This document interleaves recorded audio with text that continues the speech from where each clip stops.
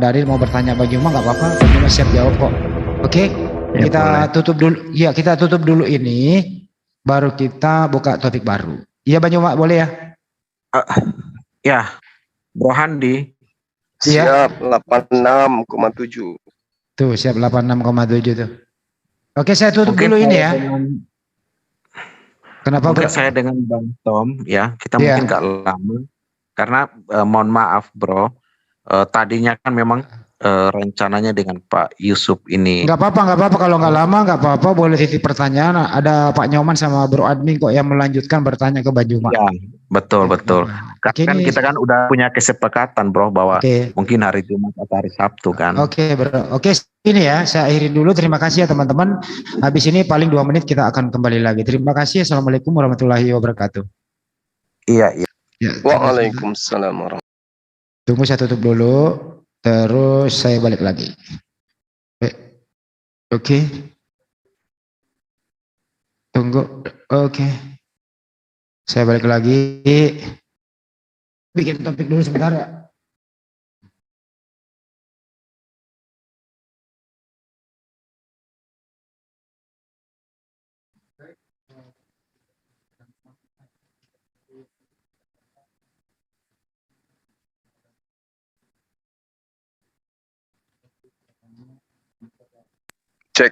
Cek. Suara saya kedengaran, Bang?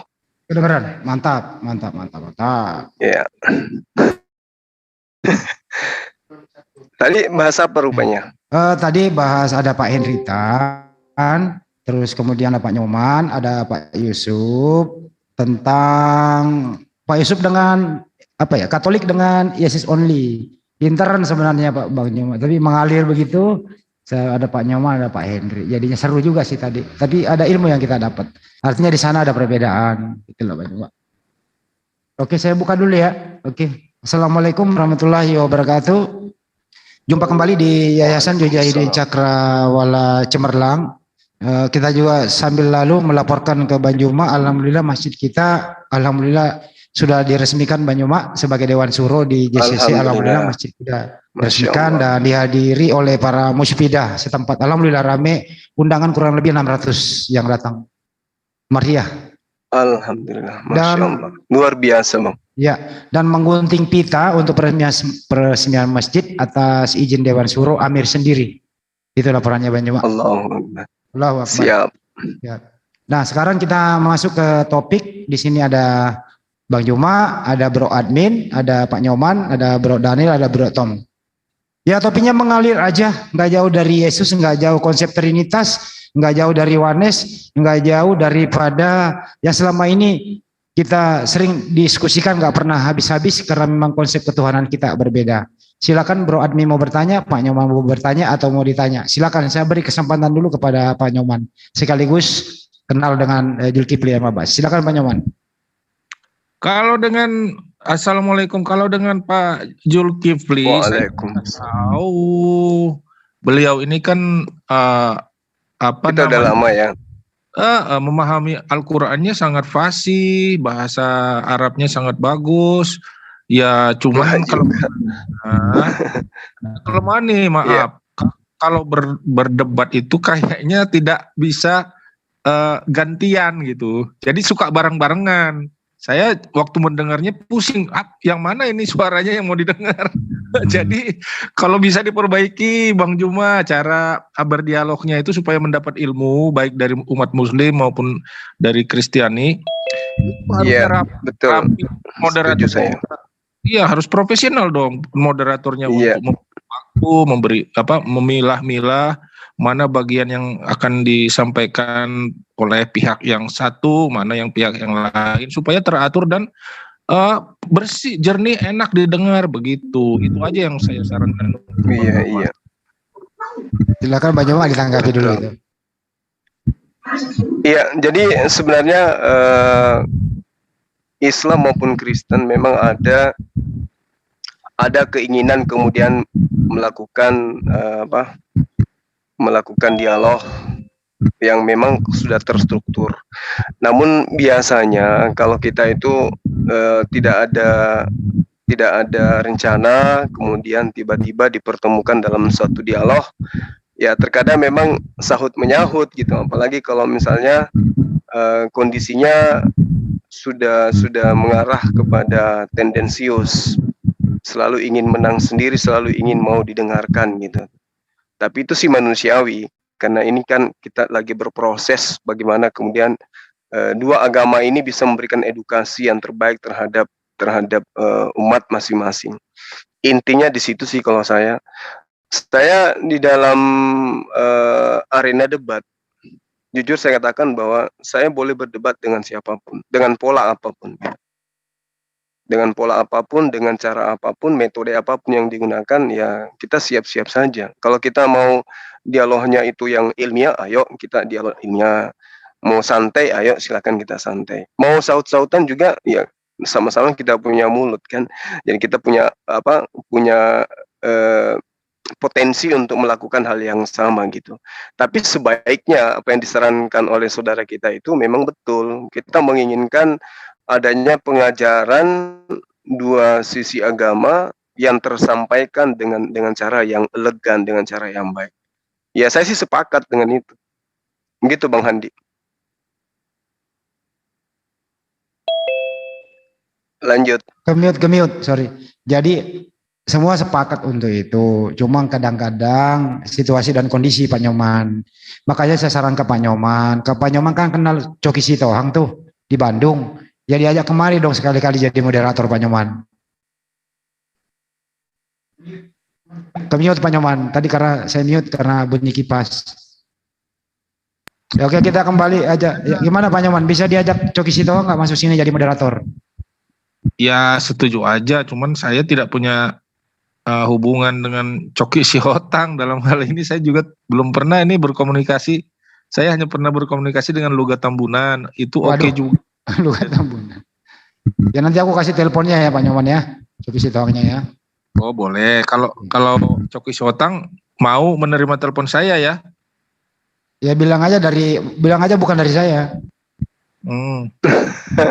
Gimana itu Bang Andi? Tapi enggak umum muncul di Jum Bang Andi. Siapa? Coki Sihotang kan tidak biasa. Dia sering. Oh, sering. Bang Andi buat mengawali aja Bang Andi. Ya kita masuk ke topik aja. Ini Bro Admin mau bertanya nggak sama Bang Juma? Ya, silakan Bro Admin. Mau bertanya ya. Atau siapa? Mau bertanya sama Bang Juma? Mau bertanya sama Bang Suma mumpung. Ya silakan. Bang Suma ya. Ini saya cuman bertanya aja.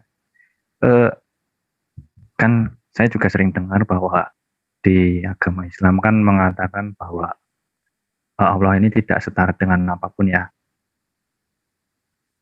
Tetapi saya juga sempat mendengar, jadi apa yang diutarakan Allah melalui firman di dalam Quran itu mengatakan kurang lebih begini, kalau salah mohon dikoreksi. Bagaimana mungkin Allah memiliki anak tanpa memiliki istri, kalau nggak salah ucapannya begitu. Bagaimana mungkin dibenarkan ya? Pertanyaan saya, kenapa dalam narasi ini Allah menyamakan diri seperti makhluk? Jadi manusia kan hanya bisa punya anak apabila dengan istri, kecuali pada peristiwa ilahi di Nabi Isa ya. Nah pertanyaan saya itu, kenapa Allah di narasi ini justru menyamakan dengan makhluk? Itu Bang, kira-kira gimana? Iya, pertanyaan yang sangat baik ya dari sahabat kita. Di mana hal ini memang sering dipertanyakan oleh teman-teman Kristen dengan narasi yang dibangun kemudian, bagaimana mungkin kemudian Allah itu punya anak sementara dia tidak punya istri? Sebenarnya pertanyaan yang kayak begini ini adalah merupakan sebuah jawaban dari apa yang Allah sampaikan ya kepada manusia. Di dalam surah Al-Ikhlas, Allah sudah mengatakan dirinya. Katakanlah wahai Muhammad, Dialah Allah yang Maha Esa. Qul huwallahu ahad. Jadi Allah itu esa, artinya Allah itu berdiri sendiri. Jadi Allah tidak kemudian ditemani atau memiliki karib atau memiliki teman yang kemudian dinyatakan bahwa Tuhan itu punya dua. Ada istri, ada suami. Makanya diterangkan di dalam Al-Qur'an itu bahwa lam yalid wa lam yulad. Allah tidak beranak dan tidak pula diperanakkan. Dan tidak ada sesuatu yang setara dengan dia. Berarti dia tidak mungkin punya istri. Walam yakul lahu kufuwan ahad. Nah, kenapa ayat ini kemudian muncul? Kenapa kemudian ayat ini terlihat di dalam Al-Quran? Bagaimana mungkin kemudian Allah itu memiliki anak, sementara dia tidak memiliki istri? Artinya gini, bagaimana mungkin kemudian Allah itu memiliki seorang anak, sementara tidak ada yang setara dengan dia? Kenapa manusia punya anak? Karena manusia punya kesetaraan dengan makhluk lain, berupa wanita. Jadi ada laki, ada pria. Nah, kenapa ada anak manusia? Karena manusia itu punya pasangan yang setara dengannya. Sama-sama manusia, sama-sama membutuhkan anak, sama-sama memiliki hasrat. Ada keinginan biologis, baik perempuan maupun laki-laki. Sementara Allah tidak mensifati sifat yang demikian. Makanya dikatakan bahwa tidak mungkin. Ini kan menjawab tuduhan bahwa ada yang namanya Isra, ada yang namanya Yesus, ada yang namanya orang-orang yang kemudian menganggap bahwa Tuhan itu punya anak. Makanya dijawab, bagaimana mungkin Tuhan punya anak sementara Allah itu berdiri sendiri? Tidak punya karib dia. Allah itu sendiri, dia tidak punya karib. Artinya dia tidak punya teman yang juga Tuhan, gitu. Artinya ada Tuhan ada Tuhan di sebelah utara, ada Tuhan di sebelah timur. Yang sebelah timur ini berjenis kelamin laki-laki, yang barat ini jenis kelamin pria, sehingga dia punya anak. Nah, Allah menerangkan tidak mungkin itu terjadi. Karena kenapa? Allah itu berdiri sendiri. Dia tidak memiliki Tuhan di sisi dia. Dia tidak memiliki teman yang juga adalah Tuhan. Dia hanya memiliki makhluk. Dia hanya punya ciptaan, gitu. Makanya itu yang ditanyakan dalam Al-Quran. Bagaimana mungkin kemudian Allah itu memiliki anak, sementara dia tidak memiliki istri. Artinya Allah tidak memiliki karib. Di situ disebut karib, ya, bukan istri sebenarnya. Saya kira begitu. Iya, terima kasih Bang. Saya hanya ingin menanyakan itu. Ya, makasih. Mungkin yang lain silakan. Nanya lagi dong yang lebih sulit. Enggak lah. Ya, itu saja sih Wong, saya kan memang pertanyaannya itu. Barangkali Pak itu tadi mau bertanya, silakan. Ini buat mengawali aja. Semangat dong Bro Admin, supaya Anda tahu juga. Bang Andi, kalau saya bertanya boleh nggak, Bang? Boleh. Kepada semua yang ada di sini, termasuk Islam, tapi boleh kan? Banget, boleh banget. Oke. Nah, terkait dengan pertanyaan sahabat kita yang tadi, kalau Allah itu adalah laisa kamislihi syai'. Jadi bagi Allah tidak ada yang setara dan tidak ada sesuatu ciptaan atau apapun itu yang bisa diseumpamakan atau disetarakan atau disemisalkan dengan dirinya. Makanya di dalam kitabnya Bani Israel, hendak kepada siapa engkau mau bersamakan aku sehingga kami sama, gitu. Ya kan? Banyak dalil lah yang menyatakan itu di Al-Qur'an maupun di dalam kitabnya teman-teman Bani Israel. Nah, teman-teman Kristen mengaku sebagai agama samawi, mengaku sebagai agama yang dianut oleh para nabi, mengaku sebagai ajaran yang kemudian konsepnya itu diajarkan oleh nabi-nabi Yahudi, sehingga perjanjian baru itu adalah manifestasi dari nubuatan yang ada di dalam perjanjian lama. Katanya itu katanya. Nah, sekarang kalau orang Yahudi dan juga orang Islam, dalam hal ini adalah Yudaism, ya, praktis Yudaism yang kemudian memegang teguh konsep yang mereka jadikan sebagai keberagamaan dalam kehidupan mereka, yaitu memiliki konsep satu Tuhan, sama dengan Islam satu Tuhan. Nah, kemudian di Kristen juga ngaku satu Tuhan, tapi ada embel-embel tiga di dalam satu, kan gitu ya. Nah, di dalam konsep ini kemudian dikenal Trinitas. Yesus yang adalah anak Maria itu dikenal 100% Tuhan, 100% manusia.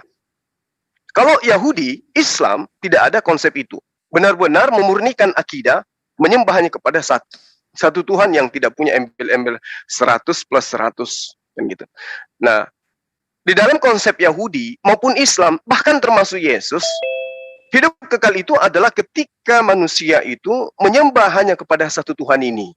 Nah, yang menjadi pertanyaan saya, kalau ketaatan siapa yang mengikuti perintah Tuhan, ya, seperti yang diterangkan di Matius 19 nomor 17, Ulangan 11 nomor 1, Musa dan Yesus sama-sama memberikan sebuah solusi dalam kehidupan, ingin memperoleh hidup yang kekal, ingin masuk ke dalam kerajaan Allah, maka kuncinya adalah mentaati perintah Allah. Itu yang diajarkan Musa dan juga Yesus. Nah, di Kristen, bagian daripada keselamatan itu berfokus sentralnya pada saat kita menganggap Yesus itu sebagai juru selamat Tuhan.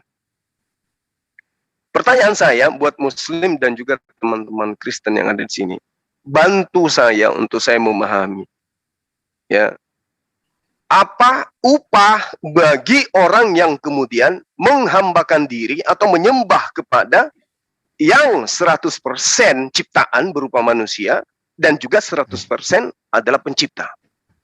Jadi pertanyaan saya ini memang klasik. Kemarin saya juga masuk ke grup teman-teman Kristen. Saya mempertanyakan hal yang, apa upah daripada orang-orang yang menyembah kepada 100% manusia, 100% Tuhan? Okay. Adakah sebuah kunci yang kemudian bisa dijadikan sebagai jawaban, yang mana jawabannya itu bisa menjadi cerminan kebenaran secara akal dan wahyu? Demikian. Oke, banyak Pak. Makasih, pertanyaannya bagus banget ya. Kalau boleh saya mewakili dan saya rasa setuju kepada jamaah yang Muslim yang ada di sini dan yang mendengarkan, bahwa upahnya adalah Anda akan kekal di neraka jahanam selama-lamanya. Karena itu namanya musyrik. Mudah-mudahan setuju semua ya teman-teman Islam. Silakan teman Kristen, apa upahnya? Silakan, ada yang mau menjawab? Pak Nyoman, Bro Admin, atau Dr. Mahadi, silakan. Ya, baik. Silakan. Ingin menanggapi bahwa sebenarnya terjadi kesalahpahaman. Kesalahpahaman yang pertama adalah asumsi atau pandangan atau pikiran bahwa tidak ada yang disetarakan dengan Allah. Betul, kalau itu di luar Allah. Misalnya tumbuhan disetarakan dengan Allah, binatang, gajah, dan sebagainya disetarakan dengan Allah. Itu tidak boleh, karena itu ciptaan. Yang dimaksud dengan setara Allah di dalam kekristenan adalah firman Allah itu sendiri berubah menjadi manusia. Berarti itu bahan bakunya bukan dunia ini. Jadi dia bukan di luar Allah disetarakan dengan Allah. Atau seorang nabi, seorang manusia biasa yang lahir dari sperma dan sel telur disetarakan atau dipersekutukan dengan Allah. Itulah kesalahpahamannya. Mengapa? Yesus itu bukan berbahan baku tanah, bukan berbahan baku sperma dan sel telur, tetapi berbahan baku suara Allah, firman Allah, menjadi daging dan ditempatkan di perut Maria. Hanya sebagai fasilitas, supaya dia jelas sebagai manusia yang lahir bukan dari binatang atau lahir dari pohon. Namun bukanlah bibit Maria dan Yusuf, itu hanya numpang tempat. Walaupun rahim itu dianggap kotor oleh sebagian umat muslim, vagina itu kotor dianggap oleh sebagian muslim, tetapi bagi orang Kristen vagina itu bukan dosa. Berhubungan seks secara ilegal dengan vagina itu dosa. Jadi kalau numpang tumbuh, makanan diberikan ibunya lewat pusar, tetapi daging itu sendiri murni adalah firman Allah sendiri, sehingga dia bukan disetarakan dari dunia ini kepada Allah. Allah sendiri, karena kan suara Allah itu kan Allah sendiri. Jadi dia jelas oleh orang Kristen dikatakan lewat Alkitab, dia setara dengan Allah. Namun dalam prakteknya di bumi, karena dia mengambil rupa manusia, maka dia tidak boleh mempertahankan kesetaraannya itu di bumi ini. Itu ditunjukkan di Filipi 2 ayat 5 sampai 7. Saya bacakan saja langsung. Kristus Yesus yang walaupun dalam rupa Allah tidak menganggap kesetaraan dengan Allah. Tidak menganggap, walaupun dia setara dengan Allah, tetapi tidak menganggap itu apa? Kesetaraan dengan Allah itu tidak dianggap sebagai milik yang harus dipertahankan, melainkan mengosongkan dirinya. Dia mempertahankan keilahiannya. Mengosongkan dirinya, mengambil rupa seorang hamba, pembantu, jongos, menjadi sama dengan manusia, sehingga manusia itu bisa mati. Tetapi fisiknya itu adalah sumbernya dari firman yang menjadi manusia. Nah, manusia yang dimaksud di sini adalah kita. Itu berbeda unsur-unsurnya. Ambil dicas HP-nya ya Pak Nyoman, dicabut casnya dulu, Bro. Ya, jadi begitu maksud saya. Kesalahpahaman ini adalah jangan menganggap Yesus itu adalah makhluknya. Oke. Disetarakan. Oke, Pak Nyoman udah ditangkap kali penjelasannya ya. HP Anda bermasalah, bunyinya nggak enak didengar. Silakan Pak Nyoman ditanggapi. Baik, makasih. Kalau di dalam Al-Quran, suara saya kedengaran? Iya, kedengaran, bagus. Di mute, Bang. Udah. Al-Quran menerangkan sesuai dengan apa yang dipertanyakan oleh sahabat kita tadi. Bahwa Allah itu dimurnikan kemudian. Allah dimurnikan daripada sifat makhluk. Itu dalam Islam. Jadi pemurnian akidah mendudukkan kemudian Allah ya sebagai pencipta langit dan bumi tanpa ada embel-embel ciptaan, apalagi dikatakan dilahirkan oleh ciptaan. Badi'us samawati wal ard. Anna yakunu lahu walad. Walam takul lahu sahiba. Jadi yang tadi itu bukan istri sebenarnya ya. Yang saya katakan itu karib atau sahib. Bagaimana mungkin kemudian Allah itu memiliki anak padahal dia tidak memiliki teman. Dia tidak memiliki karib, dia tidak memiliki sahib. Jadi bukan istri sebenarnya, cuman penerjemah supaya menjawab daripada tuduhan atau prasangka atau iman atau konsep kepercayaan orang-orang terdahulu bahwa pencipta langit dan bumi itu memiliki anak, maka penerjemah menuliskan istri di sana. Anna yakunu lahu walad walam takun lahu sahiba wa khalaqa kulla syai' wa huwa bikulli syai'in alim. Jadi mustahil kemudian Allah itu memiliki anak karena dia tidak memiliki rekan, dia tidak memiliki sejawat, dia tidak memiliki layaknya makhluk memiliki teman akrab selawan jenis dan seterusnya. Ini yang dimaksud dengan ayat itu tadi. Nah, kemudian muncul konsep yang mengajarkan bahwa ada Tuhan satu dianggap memiliki anak. Nah, konsep ini tentu tidak seperti ayam atau mohon maaf tidak seperti manusia melahirkan manusia, hewan melahirkan hewan, Tuhan melahirkan Tuhan. Bukan konsep yang seperti itu, kecuali kalau orang itu sudah gila. Tapi yang dimaksud anak di sini adalah utusan. Gitu. Jadi Tuhan itu mengutus anaknya, artinya mengutus orang yang intim, yang dekat padanya. Nah, lalu kemudian pertanyaan saya tadi, apa hukumannya, apa upahnya bagi mereka yang menyembah 100% manusia dan menyembah 100% Tuhan? Nah, kalau dikatakan kemudian pembelaan dari pertanyaan itu ada kesalahpahaman, ada kesalah tafsir, yang mengungkap dan mengurai konsep itu ya datangnya dari Kristen itu sendiri, bukan kita dari Islam. Sementara kitab Ayub kitab Bilangan dan juga Hosea dan juga Samuel, lengkap datanya mengatakan bahwa pencipta langit dan bumi itu bukan manusia. Belum lagi fase kedua, ketika kita mencari akar daripada terbentuknya sebuah konsep di mana ada pencipta langit dan bumi mengambil rupa manusia, menghinakan dirinya menjadi hamba. Itu jelas bertentangan dengan dalil-dalil. Dalil apa? Dalil akal dan dalil wahyu.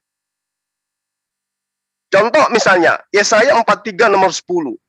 Allah saking maunya menyelamatkan manusia, sampai dia mengangkat saksi. Bahkan mengecam dan menertawakan orang yang kemudian membentuk dirinya dalam bentuk apapun. Yesaya 44 nomor 10, nomor 11. Mereka akan kubuat malu semuanya, kata Allah. Siapa mereka? Yang membentuk aku. Coba kita lihat, itu data itu. Jadi bukan serta-merta pertanyaan ini kemudian semata-mata pertanyaan, tapi kita menggugah gitu loh, menggugah perasaan kita sebagai ciptaan, sebagai makhluk yang diberi akal, supaya level kita itu naik dibandingkan makhluk yang lain. Jadi ada kemudian koridor, filter yang kita jadikan sebagai muatan dalam beriman, di mana muatannya ini adalah mengangkat derajat kita jauh daripada makhluk-makhluk yang lain. Apa itu? Memurnikan akidah. Ketika dikatakan dalam kitabnya para nabi, Ayub, kemudian Bilangan, Hosea, Samuel, bahwa Tuhan bukan manusia. Lalu kemudian di dalam pengajaran konsep Paulus, 1 Timotius 2 nomor 5, Yesus itu adalah manusia. Matius, Yesus itu manusia. Sampai silsilahnya diceritakan sedemikian rupa. Di dalam Yohanes pun 2 Yohanes 1 nomor 7, Yesus datangnya sebagai manusia. Ibrani 5 nomor 7, hidup sebagai manusia. 1 Petrus 3 nomor 18, mati pun sebagai manusia. Nah, makanya muncul pertanyaan. Kalau semua konsep ini menjajakan kemudian ternyata Yesus sama dengan manusia, maka apa upah bagi mereka yang menyembah manusia? Kan itu poinnya.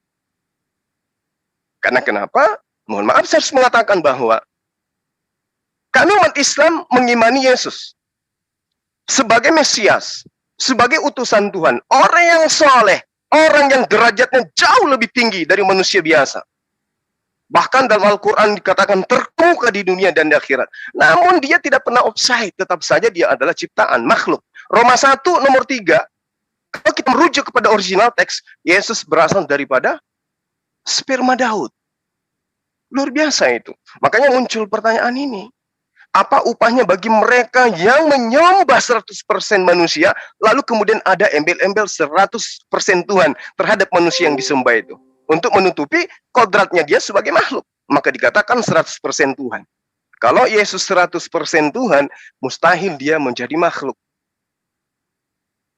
Nah, mungkin teman-teman, ya saya mungkin keliru ya, karena saya boleh dibilang awam dalam hal ini.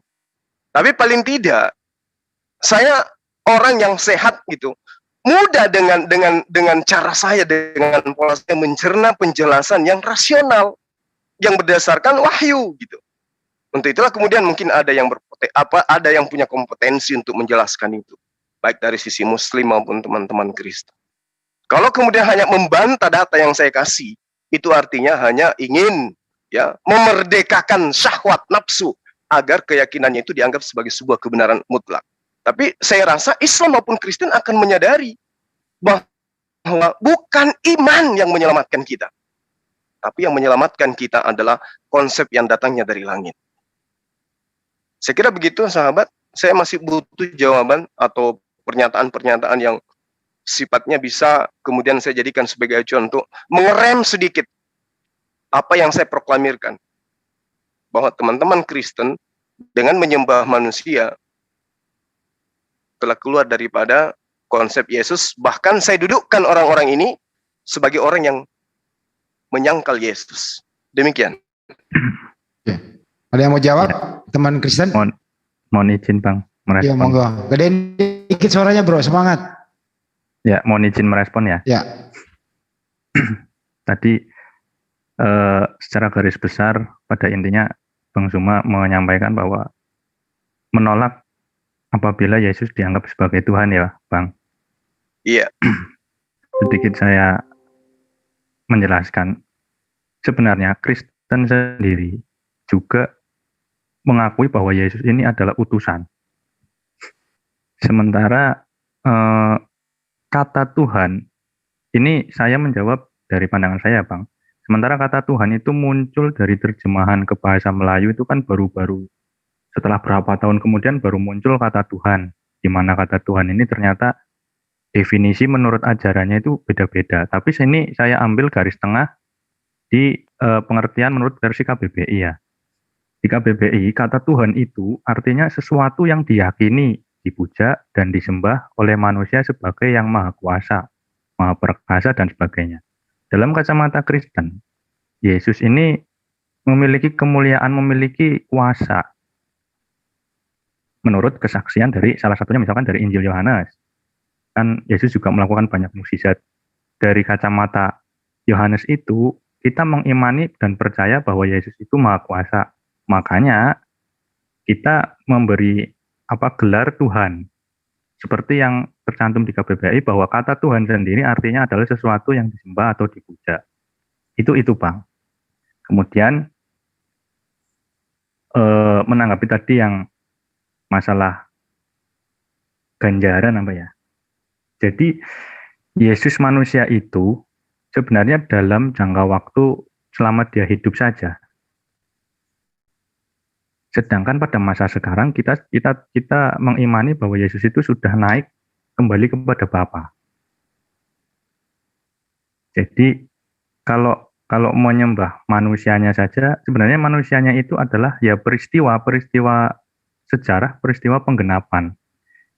Awal mula muncul gagasan mengenai Tritunggal ini kan pada Yohanes 1 ya. Jadi ada firman atau ada gagasan Allah yang keluar dari Allah. Bapa saya sebutnya Bapa aja ya biar tidak rancu. Jadi ada gagasan Bapa atau firman Bapa yang sering disebut firman Bapa, saya sebutnya gagasan yang keluar dari Bapa kemudian menjadi manusia.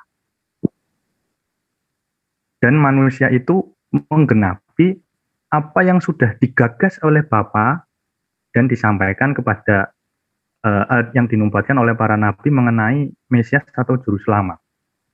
Kemudian digenapi oleh Yesus sebagai gagasan yang keluar dari Bapa itu. Kalau kita sering menyebut ya sebagai Adam yang baru, manusia yang baru. Kemudian penggenapan itu setelah selesai dilakukan oleh Yesus dengan peristiwa yang dia alami.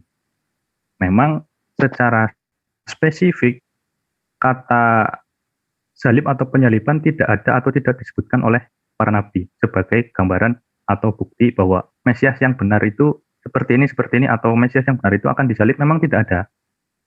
Tetapi dari kacamata atau pengamatan para murid kan waktu itu belum ada Injil ya, Matius, Markus, Lukas kan belum ada. Jadi waktu itu menggunakan ya mereka menggunakan kitab-kitab Yahudi, Taurat, kemudian kitab para nabi. Mereka kan juga tahu tentang itu, tentang nubuat Mesias. Akhirnya disama-samakan, kira-kira benar apa enggak begitu. Nah, sampai dengan peristiwa Yesus wafat, itu sudah dianggap bahwa apa yang dinubuatkan sudah digenapi semua. Kemudian wafat, bangkit, dan naik. Nah, itu bagian dari peristiwa sejarah. Sampai dengan sekarang berarti kita menyembah manusianya itu sebenarnya bukan menyembah manusianya ya. Karena manusianya itu sudah masuk jadi bagian dari sejarahnya.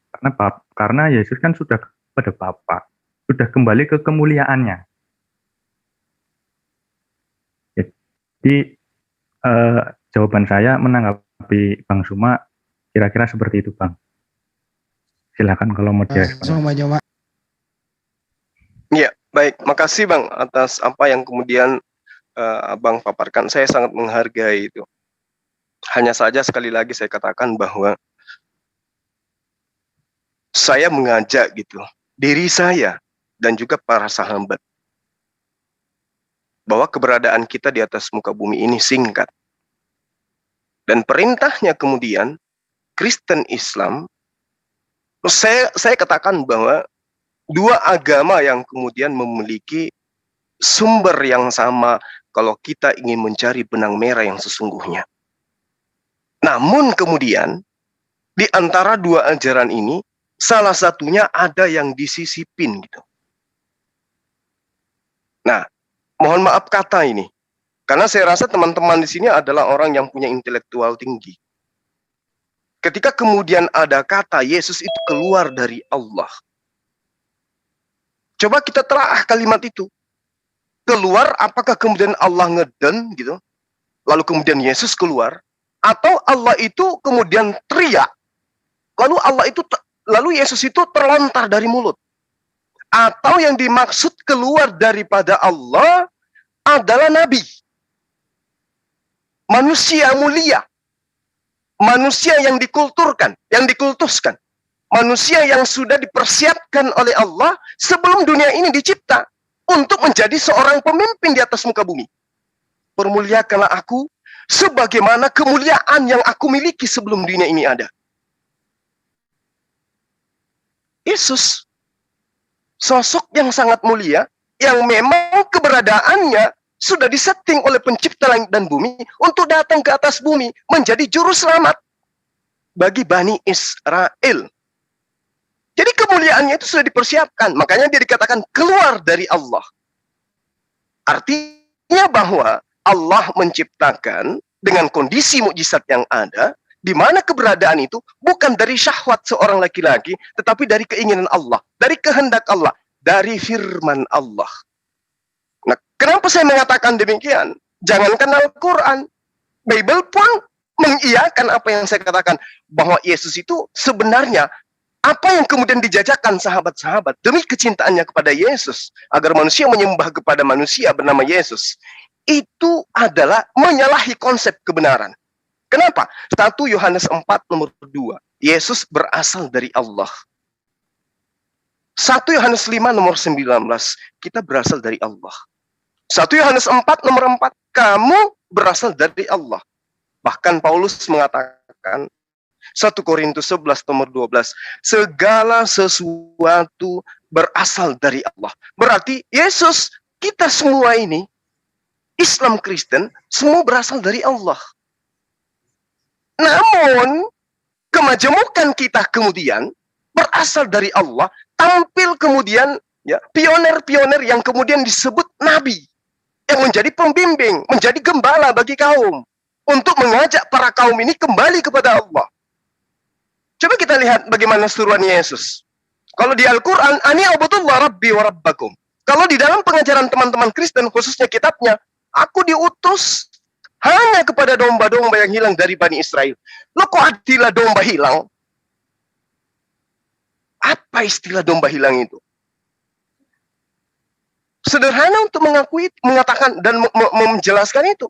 Domba yang hilang adalah Bani Israel yang meninggalkan ajaran Tuhan yang diajarkan para nabi terhadap Bani Israel. Itulah domba hilangnya. Dan Yesus diutus untuk mereka. Nah, kemudian ketika sahabat saya mengatakan bahwa kami tidak menyembah manusianya, kami menyembah Yesusnya yang sudah kembali kepada Allah. Oke. Tapi tolonglah, kembali kita dudukkan akal sehat kita. Sekali lagi saya katakan, iman tidak menyelamatkan kalau kemudian iman itu bertolak belakang dengan akal dan juga wahyu. Wahyu adalah kalimat dari langit, yang tidak mungkin kemudian kalimat ini bertentangan dengan konsep Allah yang dicipta dalam bentuk sempurna. Dalam kitab Sahabat Kristen, dengan bangganya selalu mengatakan, baiklah, marilah kita menciptakan manusia serupa, bahkan segambar dengan kita. Kata teman-teman Kristen. Kalau demikian berarti, hal yang dicipta oleh Allah segambar dan serupa oleh manusia, di dalam mengajarkan kemudian poin kebenaran, mustahil manusia itu kebenarannya bertolak dengan akal. Karena Allah itu kebenaran. Sehingga kebenaran itu nggak mungkin bertolak belakang dengan akal. Kenapa? Akal yang dimiliki oleh manusia adalah manifestasi dari keserupaan dan segambarnya Allah dengan Tuhan. Tuhan dengan manusia. Dengan demikian, yuk mari kita sama-sama dudukkan akal ini sebagai filter untuk menerima kebenaran. Kami tidak menyembah manusia, oke. Tetapi kami menyembah Yesus yang sudah kembali kepada Allah, oke. Nah sekarang kalau tidak menyembah kepada manusia, berarti yang dilahirkan oleh Maria itu siapa? Oh iya Bang Suma, itu manusianya. Dulu. Tapi sekarang dia sudah kembali kepada kehadiratnya. Kalau demikian, berarti Tuhan pencipta langit dan bumi pernah istirahat menjadi Tuhan. Bahkan pernah menjadi mayat. Selama kurang lebih 3 hari 3 malam. Lalu mana seruannya Yesus ketika dia mengatakan, kasihi Allahmu dengan segenap akal, budimu. Kalau kita kemudian menelan begitu saja, ada Tuhan pencipta langit dan bumi, mati, menjadi mayat, dikuburkan selama kurang lebih 3 hari 3 malam. Akal kita mau dikemanakan gitu loh. Atau kita kembali aja memurnikan akidah. Apa itu? Seruan Yesus. Di dalam 1 Yohanes 2 dikatakan, penyesat dan antikristus itu adalah mereka yang menyangkal Yesus dan juga menyangkal Bapa. Nah sekarang kalau kita mengatakan Yesus itu adalah Allah itu sendiri yang datang dalam rupa manusia, mati lalu kemudian bangkit, itu sama dengan kita menyangkal Yesus. Kok bisa Bang Suma? Lah iya, Yesus mengatakan apapun yang ada pada diriku, semua itu berasal daripada Engkau yang telah mengutus aku.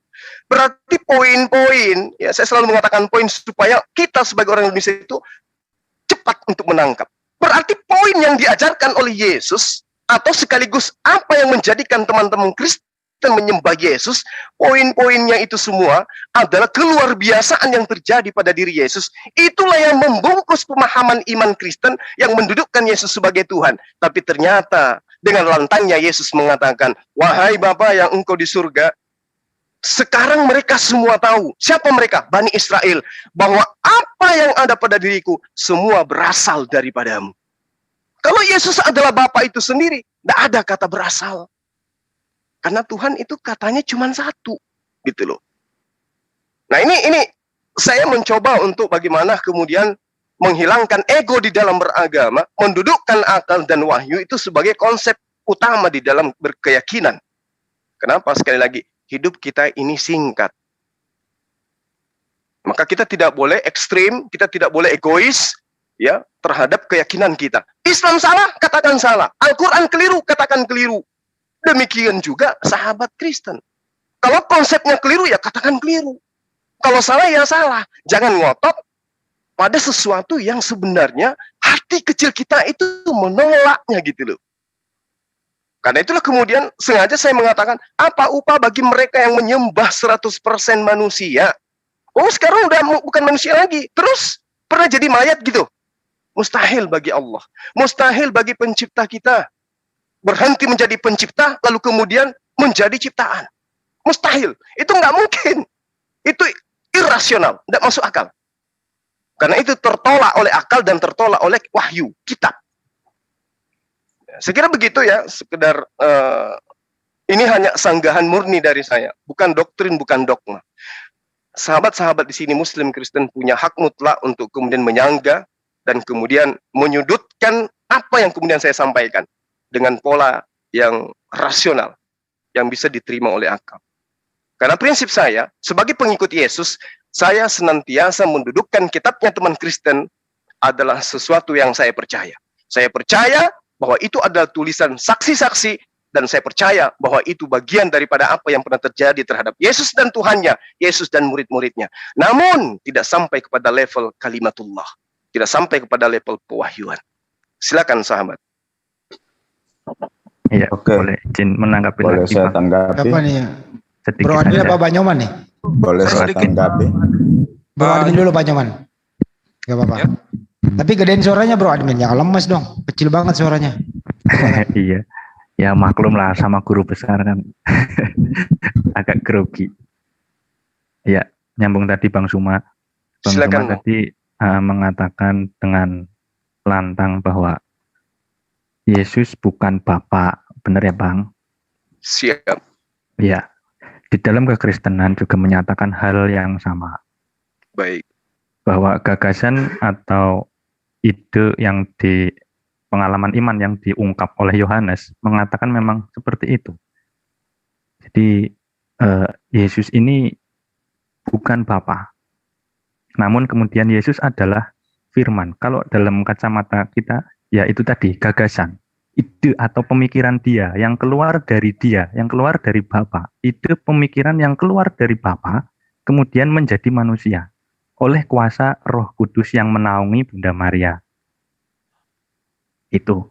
Nah, manusianya itu dia bertumbuh seperti manusia pada umumnya, kemudian pada usia 30 dia baru mengatakan ketika Yesus berkhotbah, Yesus mengatakan membaca firman yang berbunyi Roh Tuhan ada padaku. Terus dia mengatakan pada orang-orang yang mendengar di situ bahwa telah genaplah nas ini. Begitu. Jadi memang ada definisi yang berbeda. Kalau Bang Zuma mengatakan bahwa Yesus bukan Bapa, benar, kita juga mengimani hal yang sama. Kita tidak pernah mengatakan Yesus adalah Bapa kecuali tadi ya, ada Yesus only, ada oneness atau apa. Tidak. Tapi Tritunggal memang mengatakan hal yang demikian. Namun kemudian ada hal lain yang dinyatakan lagi, yaitu roh. Yaitu kata roh ya. Memang roh ini definisinya mungkin berbeda dengan Muslim, tapi kita mengikut apa yang ada di Alkitab, memang dikatakan, Yesus mengatakan seperti itu. Roh Tuhan ada padaku.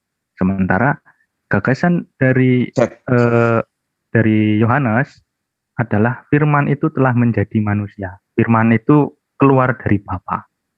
Kemudian pada akhirnya sampai penyaliban dan bangkitannya, sampai kenaikannya telah selesai, telah genap apa yang digagas atau direncanakan oleh Bapa sejak penciptaan Adam.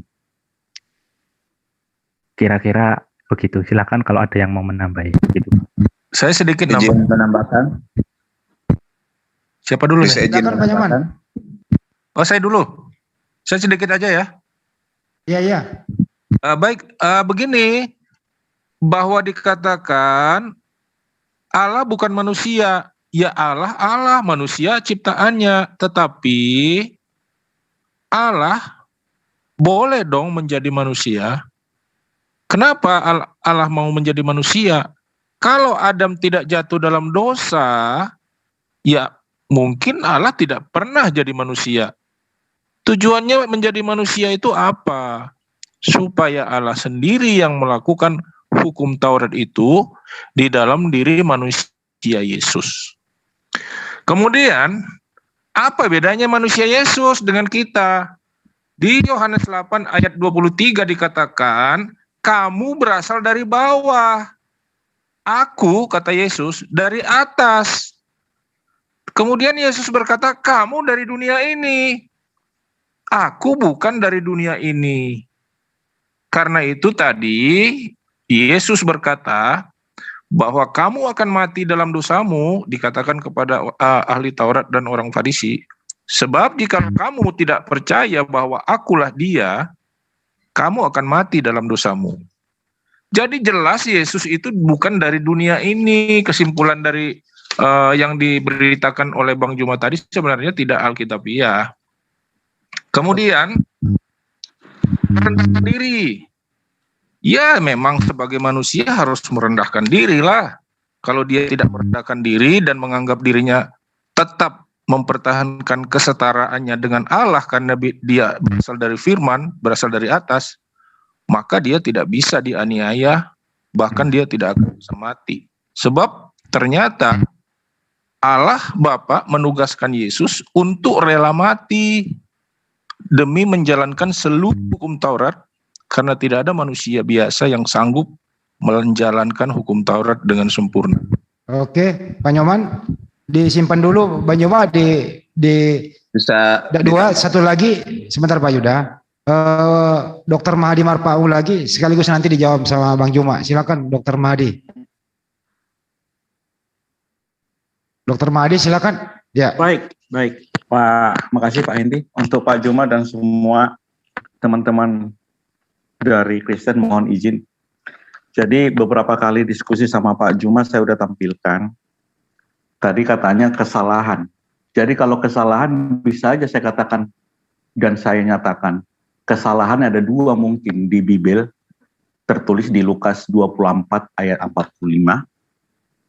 Itu kesalahannya di Bible. Dan saya bacakan di Lukas 24 ayat 45.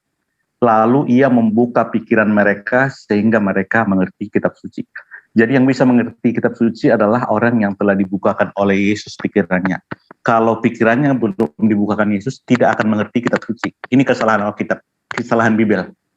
Jadi setiap orang yang belum dibukakan Yesus pikirannya, nggak bakalan mengerti Bible. Itu yang pertama. Yang kedua, di Matius 11 ayat 27, kesalahannya adalah yang bisa mengenal Yesus hanyalah Bapa. Saya bacakan, semua telah diserahkan kepadaku oleh Bapakku. Dan tidak seorang pun mengenal anak selain Bapa. Dan tidak seorang pun mengenal Bapa selain anak. Dan orang yang kepadanya anak itu berkenan menyatakannya. Jadi kalau bukan Bapa yang di sorga berkenan memberitahukan kepada siapapun, gak bakalan kenal siapa Yesus Kristus. Simon Petrus bisa mengenal Yesus adalah Mesias anak Allah karena Bapa di sorga berkenan menyatakan. Jadi kalau kita semua, terutama Bang Juma, hafal luar kepala tentang perkataan Yesus setelah Yesus jadi manusia, Yesus adalah firman yang ada di sorga, yang adalah Allah, yang telah menjadi manusia. Ibrani 1 ayat 2, oleh Dia Allah telah menjadikan alam semesta, oleh anaknya. Jadi Pak Juma tadi bilang utusan. Oke. Oleh utusan Allah telah menjadikan alam semesta. Jadi anaknya itu kan diartikan dari utusan. Jadi Ibrani 1 ayat 2, oleh Dia Allah telah menjadikan alam semesta. Dia itu situ anaknya. Jadi oleh anaknya, yang dimaksud anaknya utusan, oleh utusan Allah telah menjadikan alam semesta. Jadi kalau dikatakan tadi bahwa anaknya itu adalah utusan, maka Ibrani 1 ayat 2 itu jelas oleh Dia, itu utusan Allah telah menjadikan alam semesta. Terus di Yohanes 8 itu sebenarnya sangat jelas. Bisa dipersingkat Pak? Saya persingkat lagi ya sebentar. Sebenarnya udah saya buat di chat tadi.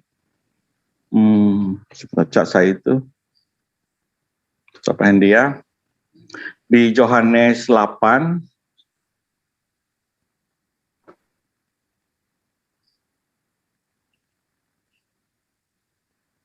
dipersingkat dokter biar Bang Juma jawab sekalian. Sebentar Pak ya. Ya. Sebelum Bang Juma mungkin saya tambahkan. Sebentar Bang, ini kan Bang Juma yang narasumber.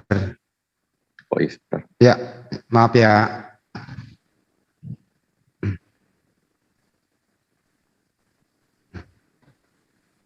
Udah Dokter Adi udah dulu ya.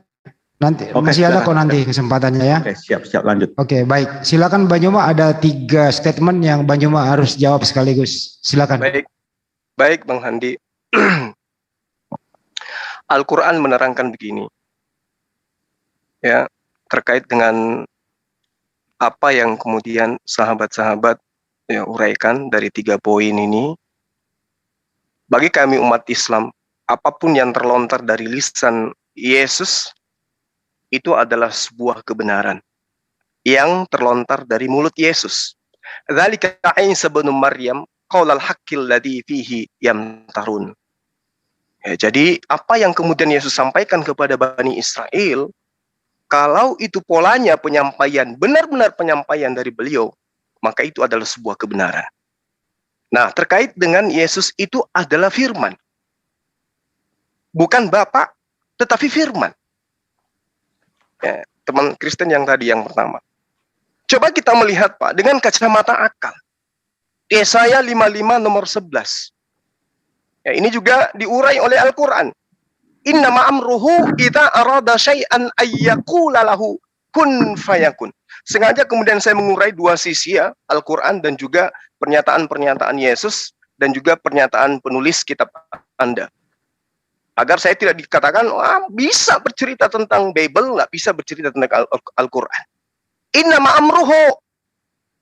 Ya, sesungguhnya keberadaan Allah, keadaan Allah, ya, natur Allah, apabila arada syai' menghendaki sesuatu, ayyakul, beliau Allah hanya berkata, lahu, pada sesuatu itu, kun fayakun, jadi, maka jadilah.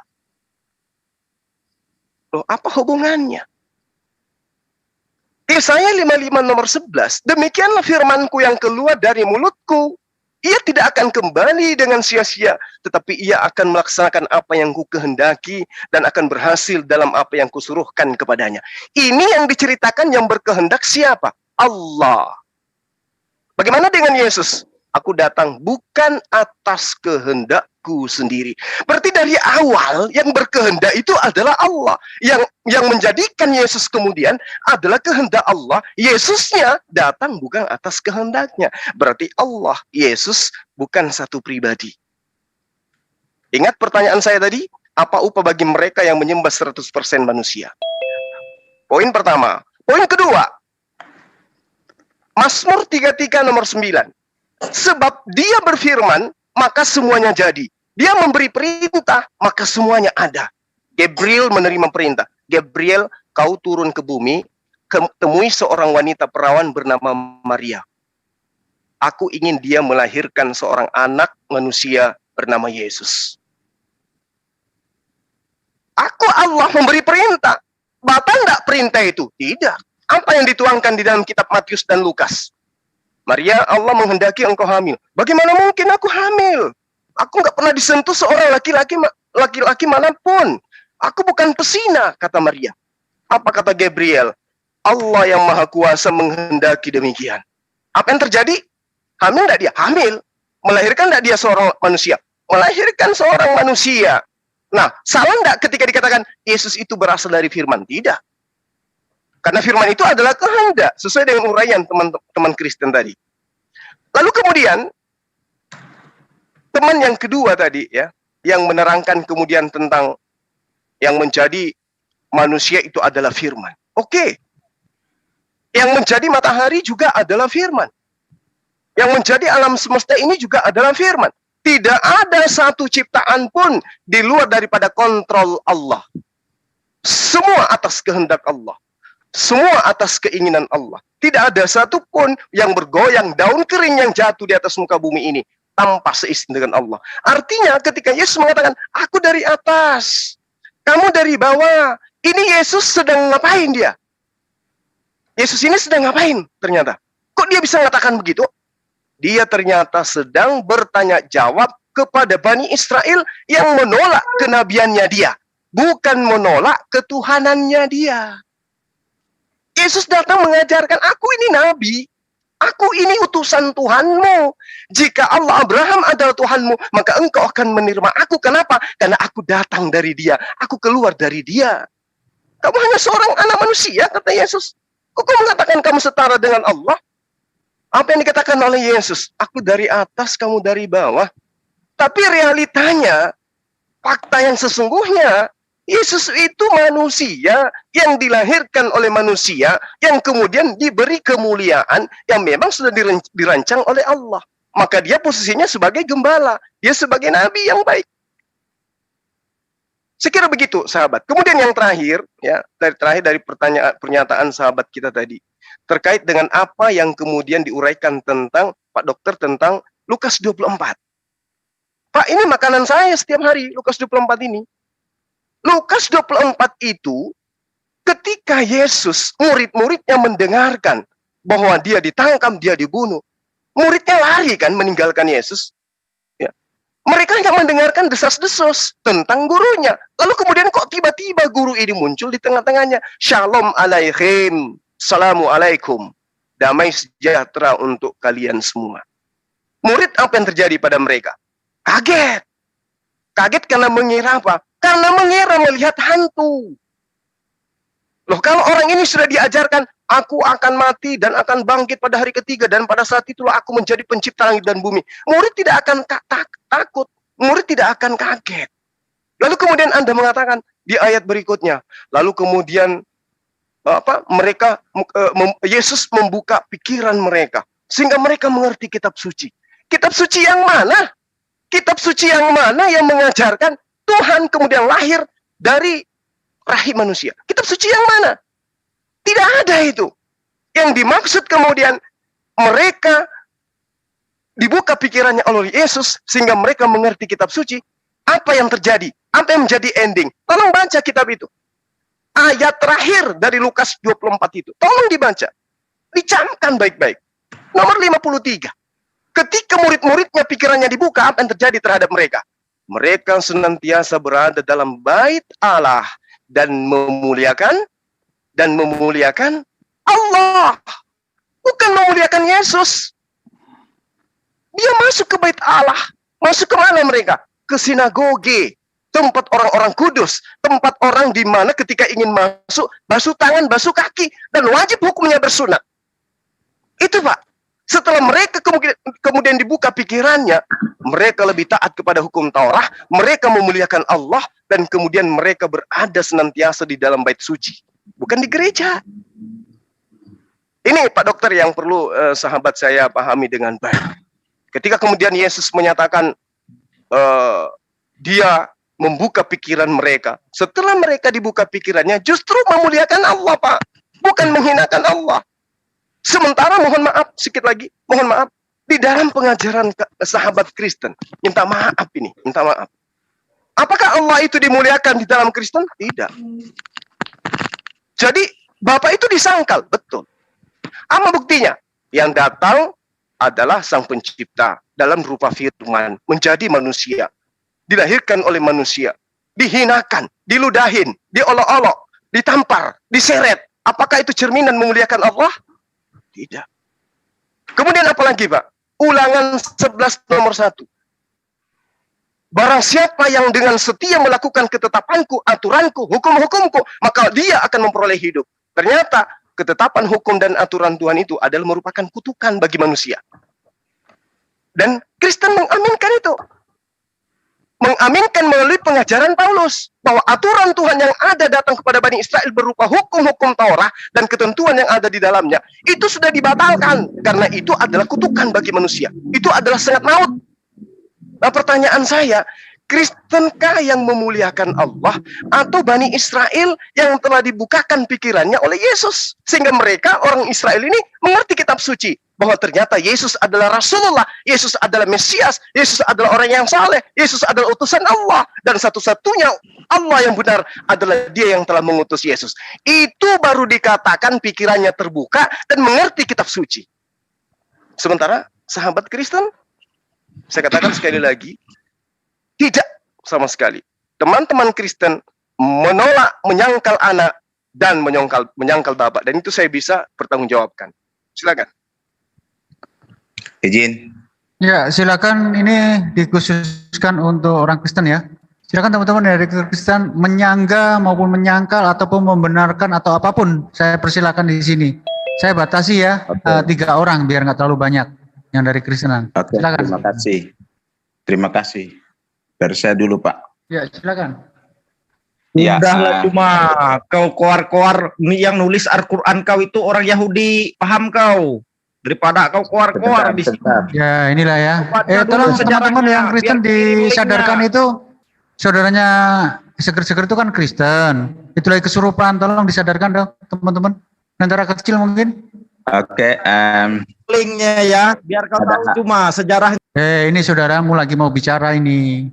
Sebentar dulu. Inilah sifat orang Oten ini ya, bernama ntar ya. Inilah sifat salah satu orang Oten yang bernama seger-seger. Nah, saya beritahu ya teman-teman di live comment, inilah oknum ya, salah satu oknum ya, bukan semuanya, orang Kristen yang nggak bisa berdebat, isinya cuma begini, nggak ada ilmunya. Jadi yang di live comment di sini maupun yang ada di jamaah JCC harap sabar. Inilah contoh, nggak perlu dicontoh ya. Contoh yang nggak baik ini, seorang Kristen datang ke sini tanpa permisi langsung nyolot, isinya cuma menghujat di sini. Nah, dia kabur kan? Ya teman-teman, saya paling nggak respect siapapun itu ya, baik Kristen maupun Islam, apalagi di sini menghujat. Karena seger-seger itu kesininya pasti menghujat, membuat suasana yang enak kayak begini jadi amburadul dan kacau. Kita semua nggak suka lah. Diskusi dari tadi kondusif kok dikacaukan oleh si seger-seger. Kayak ini sebagai intermezzo aja kita menunjukkan. Tapi tidak semuanya Kristen begitu teman-teman. Hanya oknum-oknum yang kayak seger-seger ini. Seger-seger, terus siapa itu? Haleluya dan masih banyak yang lain. Ya, bukan kami jahat, bukan kami tidak memberi hormat kepada kalian, tetapi kalau kalian itu kayak model begini, ya kami nggak respect. Ya silakan Pak Yuda, silakan dilanjutkan. Maaf agak terganggu tadi. Bang Andi, ya saya silakan. Ini alasan Yesus dibunuh bukan karena dia mengaku nabi atau utusan, tetapi di Yohanes 5 ayat 18 dikatakan penyebab Yesus dihukum mati adalah sebab itu orang-orang Yahudi lebih berusaha lagi untuk membunuhnya, bukan saja karena ia meniadakan hari Sabat, tetapi juga karena ia mengatakan bahwa Allah adalah Bapanya sendiri dan dengan demikian menyamakan dirinya dengan Allah. Inilah penyebab Yesus dihukum mati. Demikian Bang Andi. Oke. Boleh saya tambahkan? Silakan Pak Yuda. Oke, terima kasih. Ada beberapa hal yang perlu saya luruskan dari pernyataan Bang Juma tadi. Yang pertama adalah bahwa apapun yang terjadi, kebenaran Alkitab itu tidak bisa terbantahkan. Pertama tentang hidup, Alkitab mengajarkan bahwa orang benar akan hidup oleh iman. Jadi itu sudah finish bahwa kami akan hidup oleh iman kami kepada Yesus. Kemudian yang perlu saya luruskan juga adalah bahwa tadi pernyataan Bang Juma bahwa Yesus itu berasal dari sperma Daud. Itu tidak benar. Karena apa? Karena Yesus tidak berasal dari spermanya Daud, tidak. Kemudian hal berikut yang saya luruskan lagi adalah pernyataan Bang Juma tentang Yesus hanya diutus untuk orang Israel. Jadi itu betul perkataan Yesus, cuman konteksnya berbeda, Pak. Pada saat itu kan Yesus lagi berbicara dengan seorang perempuan yang meminta Yesus untuk menyembuhkan anaknya. Gitu. Jadi Yesus katakan bahwa aku diutus hanya untuk domba-domba yang terhilang di antara orang Israel karena wanita itu bukan orang Israel. Jadi konteksnya tidak seperti itu. Karena Yesus juga mengatakan bahwa akulah terang dunia. Jadi dia datang untuk dunia ini. Kemudian hal yang berikut yang perlu saya sampaikan juga adalah bahwa firman Tuhan atau perkataan firman itu bukan hanya kata-kata yang keluar dari mulut Allah, tetapi firman Tuhan adalah penyataan diri Allah sendiri. Jadi jangan hanya terkonsep bahwa firman adalah perkataan Allah, tidak, tapi penyataan diri Allah sendiri. Kemudian saya tadi dengar Bang Juma katakan bahwa setiap perkataan Yesus adalah sebuah kebenaran. Bagi bukan hanya umat Kristen, tapi juga umat Islam. Dan saya setuju dengan perkataan itu bahwa betul setiap perkataan Yesus adalah kebenaran dan itu dipercayai. Nah, pertanyaan saya adalah kenapa ini mungkin jadi bisa dijawab oleh Bang Juma, kenapa pada saat Yesus mengatakan bahwa dia diutus itu dipercayai. Tetapi pada saat Yesus berkata bahwa aku memberikan hidup yang kekal, itu tidak dipercayai. Kemudian yang berikutnya adalah ketika Yesus berkata bahwa dia akan diserahkan ke dalam tangan orang berdosa, dia akan dibunuh, dia akan disalibkan, kemudian akan dibangkitkan pada hari ketiga, itu juga tidak dipercayai. Padahal tadi dikatakan bahwa setiap perkataan Yesus itu adalah sebuah kebenaran. Dan apapun yang terjadi dalam kitab suci khusus Injil itu adalah kebenaran. Dan itu perkataan-perkataan Yesus sendiri. Itu seperti itu. Oke. Terima kasih. Baik.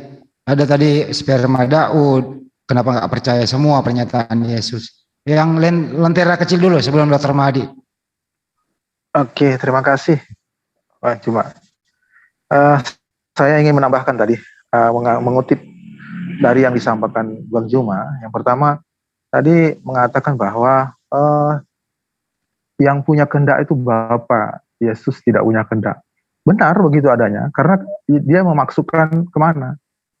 Dia tidak bukan kehendak Yesuslah dia datang ke dunia ini, adalah kehendak Bapa. Nah, kehendak Bapa itu apa? Karena begitu besarnya kasih Tuhan akan dunia ini, maka dia menurunkan anak yang tunggal.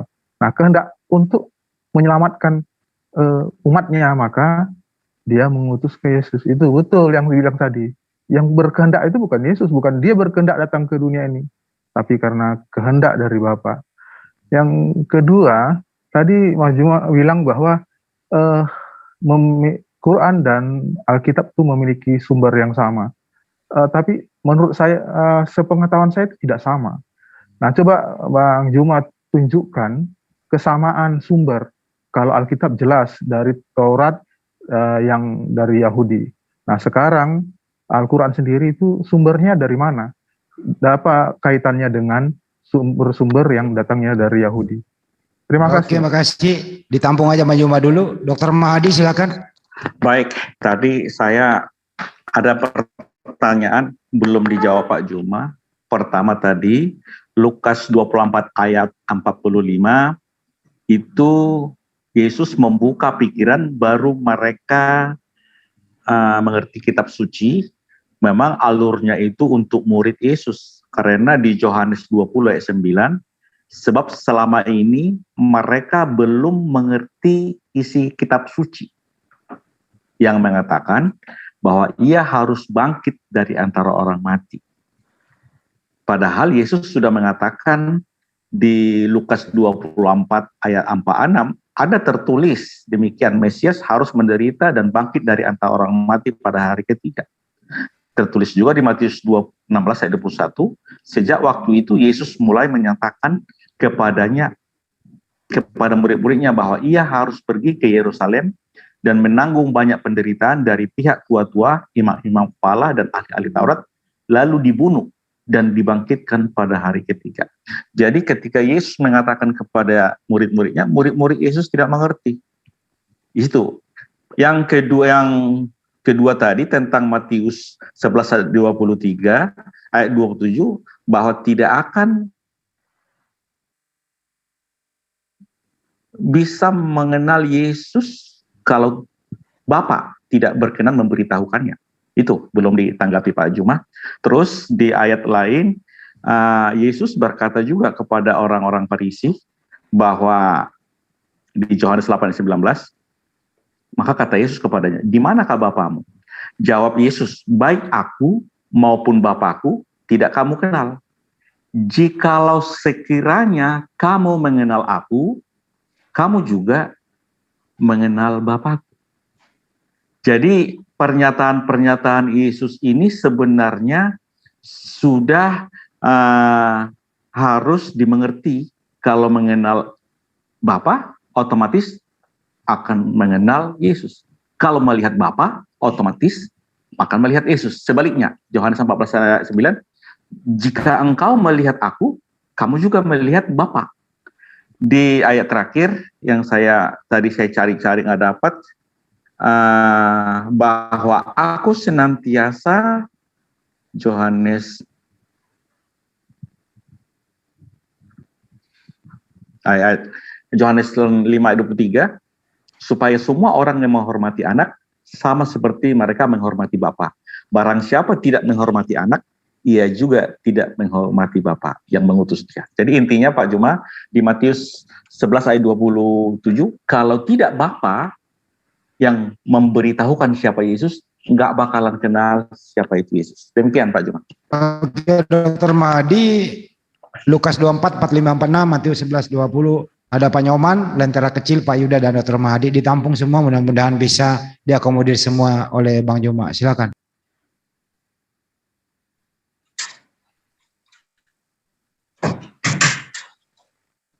Silakan Bang Juma. Oh, saya langsung. Iya. Oke, baik. Iya. Makasih. Kupikir masih ada, Bang. Thank you. Jadi yang pertama, pernyataan dari sahabat kita bahwa Yesus itu dihukum mati karena dua hal. Yang tadi dikatakan menghujat Allah, kemudian menyetarakan dirinya dengan Allah atau dengan Bapa. Kalau itu yang menjadi sebabnya kemudian sampai Yesus itu dibunuh oleh mereka, saya katakan berarti Yahudi itu salah paham. Kenapa salah paham? Oke. Mungkin teman-teman Yahudi pada masa itu belum membaca pernyataan-pernyataan Yesus dalam kitab Anda.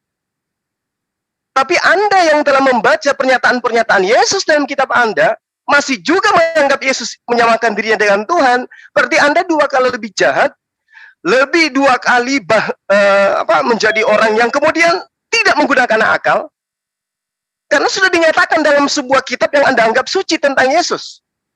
Kalau Yahudi belum membaca kitab-kitab perjanjian baru, wajar kalau mereka salah paham.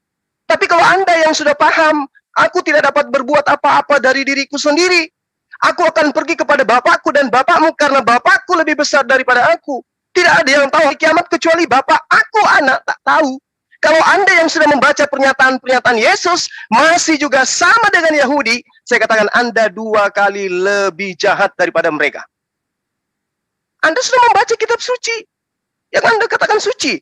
Pernyataan Yesus segudang pernyataan yang mengatakan dia bukan Allah itu sendiri. Kalau orang Yahudi kemudian salah memahami itu wajar, karena pernyataannya mungkin disebabkan karena belum dibukukan. Tapi Anda sudah terjemahan, Anda juga belum paham. Itu naif namanya. Itu yang pertama. Kemudian yang kedua, Anda mengatakan Yesus terang dunia. Saya aminkan. Umat Islam tidak diterima keimanannya kalau tidak mengakui Yesus itu adalah utusan Allah yang menjadi jalan keselamatan dan hidup bagi Bani Israel. Dia adalah terang dunia. Maka ketika dia datang kepada Bani Israel, umat Islam wajib hukumnya mengimani itu. Umat Islam ada di seluruh dunia. Umat Islam dengan mengimani Yesus sebagai utusan Allah, umat Islam akan diselamatkan. Umat Islam mendapatkan terang. Umat Islam mendapatkan jalan. Berarti Yesus adalah terang dunia. Kami aminkan itu. Tapi levelnya nggak sampai kepada Allah. Itu yang kedua. Yang ketiga, saya katakan bahwa semua perkataan Yesus itu adalah kebenaran. Lalu sahabat mengatakan, kenapa tidak percaya ketika Yesus mengatakan akan memberi hidup yang kekal? Sahabatku, kami umat Islam sekali lagi saya katakan, tidak akan ada Bani Israel setelah datangnya Yesus kepada mereka yang akan masuk ke dalam kerajaan Allah, kecuali mereka percaya kepada Yesus bahwa Yesus itu adalah Sang Mesias. Nah, loh, berarti Anda percaya Yesus memberikan hidup yang kekal? Percaya. Lalu kenapa Anda tidak menuhankan dia? Tunggu dulu. Yesus memberikan hidup yang kekal, ada syaratnya. Apakah syaratnya itu sama seperti syarat yang dipersyaratkan mimbar gereja? Tidak. Lalu apa bang semua syarat yang mendapatkan hidup kekal dari Yesus? Kalau Yesus utusan Tuhan, ya, dia datang membagi-bagikan keselamatan. Yes. Lalu apa syaratnya gitu loh? Untuk berdiri dalam barisan orang-orang yang diberi hidup kekal oleh Yesus. Syaratnya mau tahu?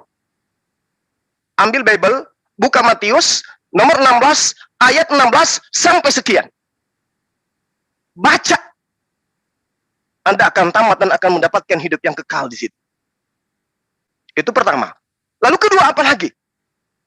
Yesus mengatakan, kalau hanya modal mengakui dia Tuhan, manggil dia Kurios, manggil dia Mar, manggil dia Adonai, itu bukan syarat. Lalu apa? Harus mengikuti kehendak Bapa yang ada di sorga. Nanti di pertanyaan berikutnya akan saya urai ini. Karena ada yang seirama dengan pertanyaan yang tadi. Jadi kehendak Bapa itu apa? Kehendak Bapa itu menerima Yesus yang dia utus sebagai tamu agung di atas muka bumi ini. Sebagai Nabi. Sebagai Mesias, Al-Masih. Jangan kau hinakan dengan mengatakan dia itu adalah Tuhan itu sendiri. Itu menghina namanya. Orang sudah capek-capek keliling Galilea mengajarkan Injil kepada Bani Israel untuk supaya mereka mengakui aku sebagai utusan Tuhan. Situ mengajarkan aku Tuhan, menghina. Ini yang saya katakan kepada sahabat-sahabat sekalian. Apa upah bagi mereka yang menuhankan 100% manusia? Jadi Yesus memberi hidup yang kekal, betul.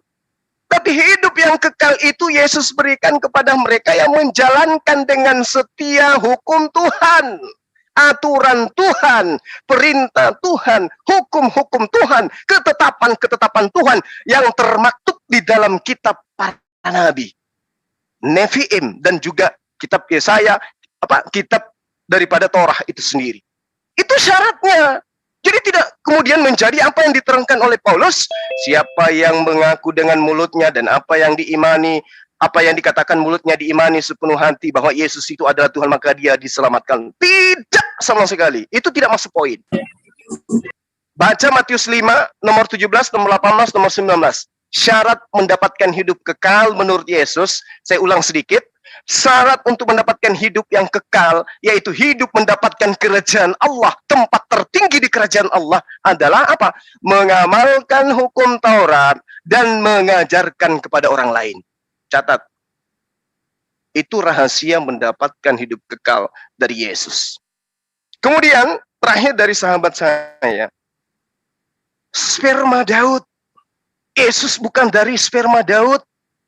Lalu dari mana Maria ini? Oh tidak, dia cuma numpang. Oh gitu. Berarti hapus saja Roma 1 nomor 3.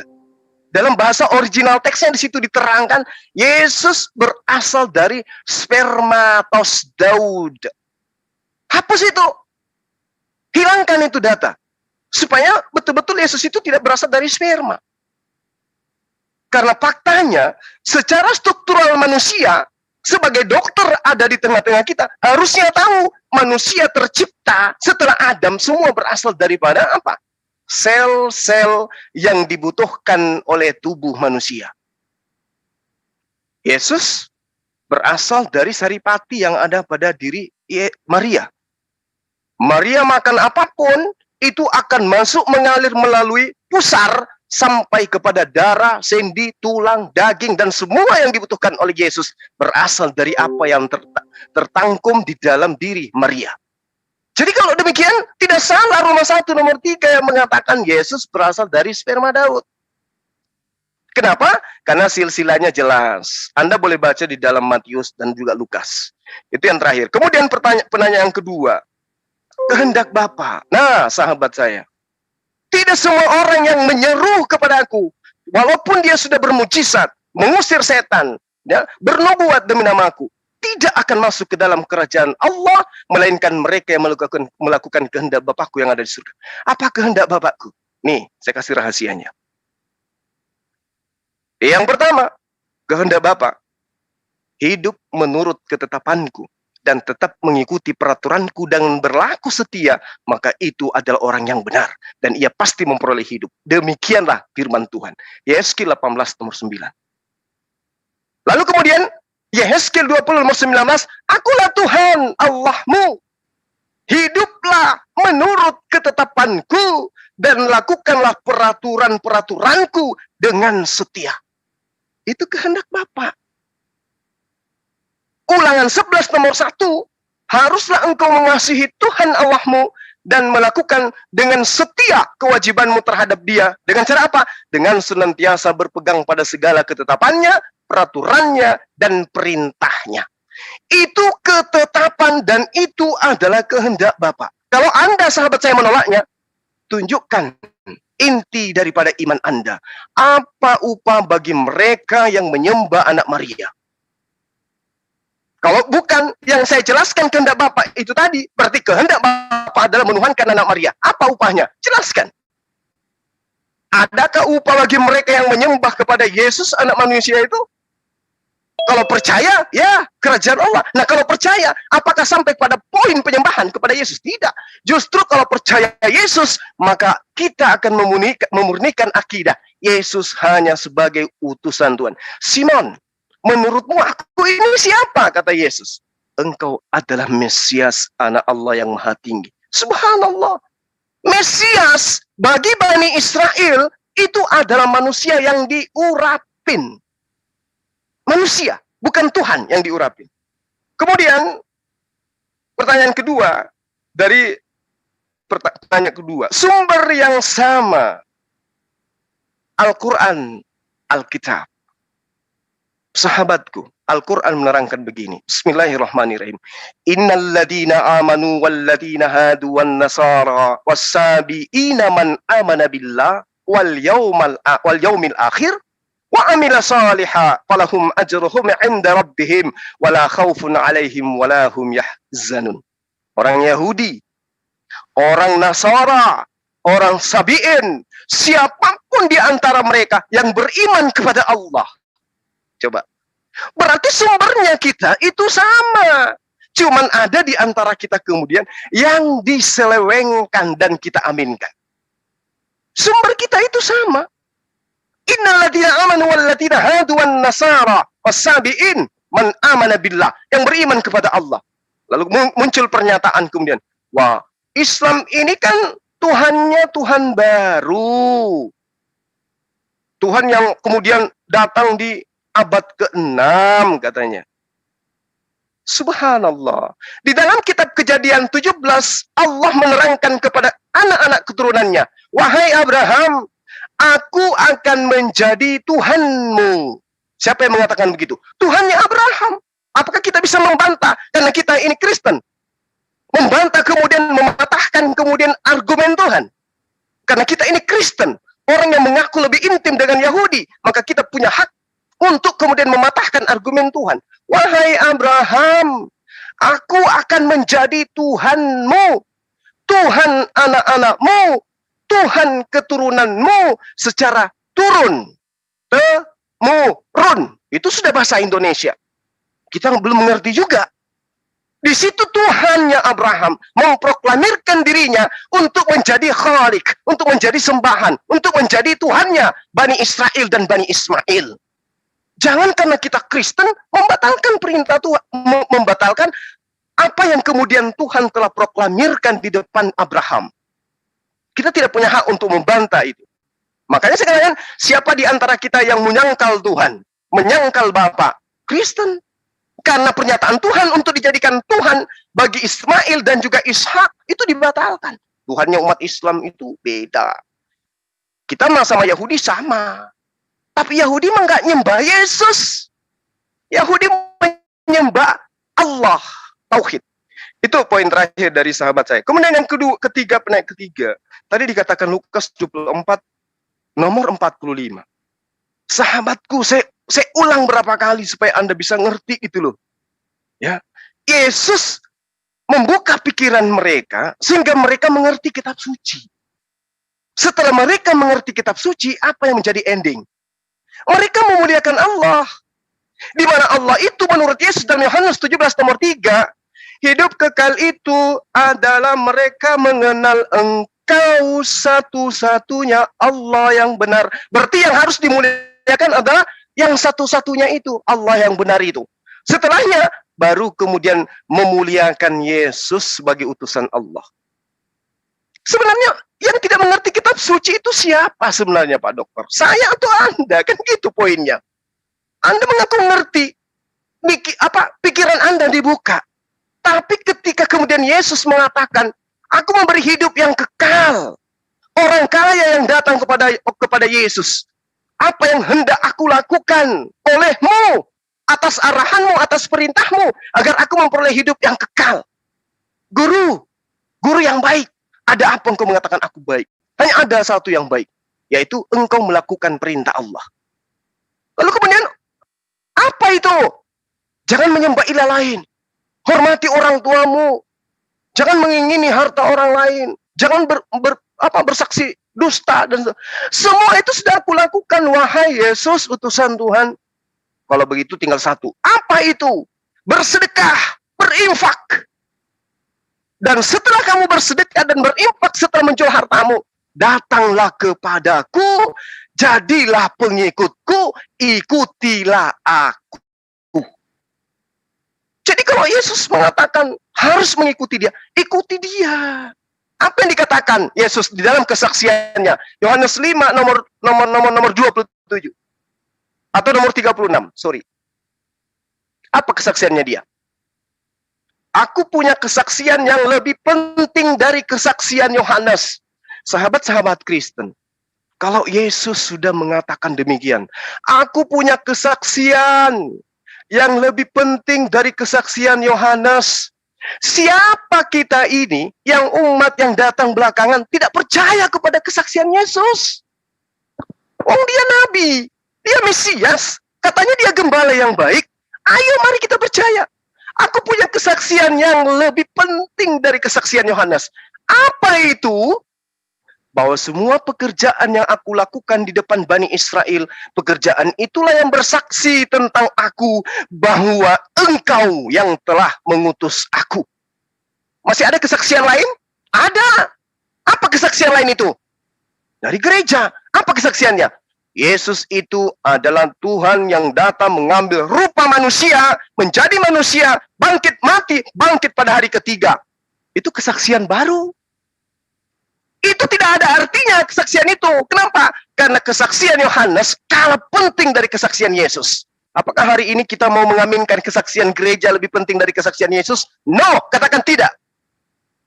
Karena kesaksian Yesus adalah kesaksian yang utama.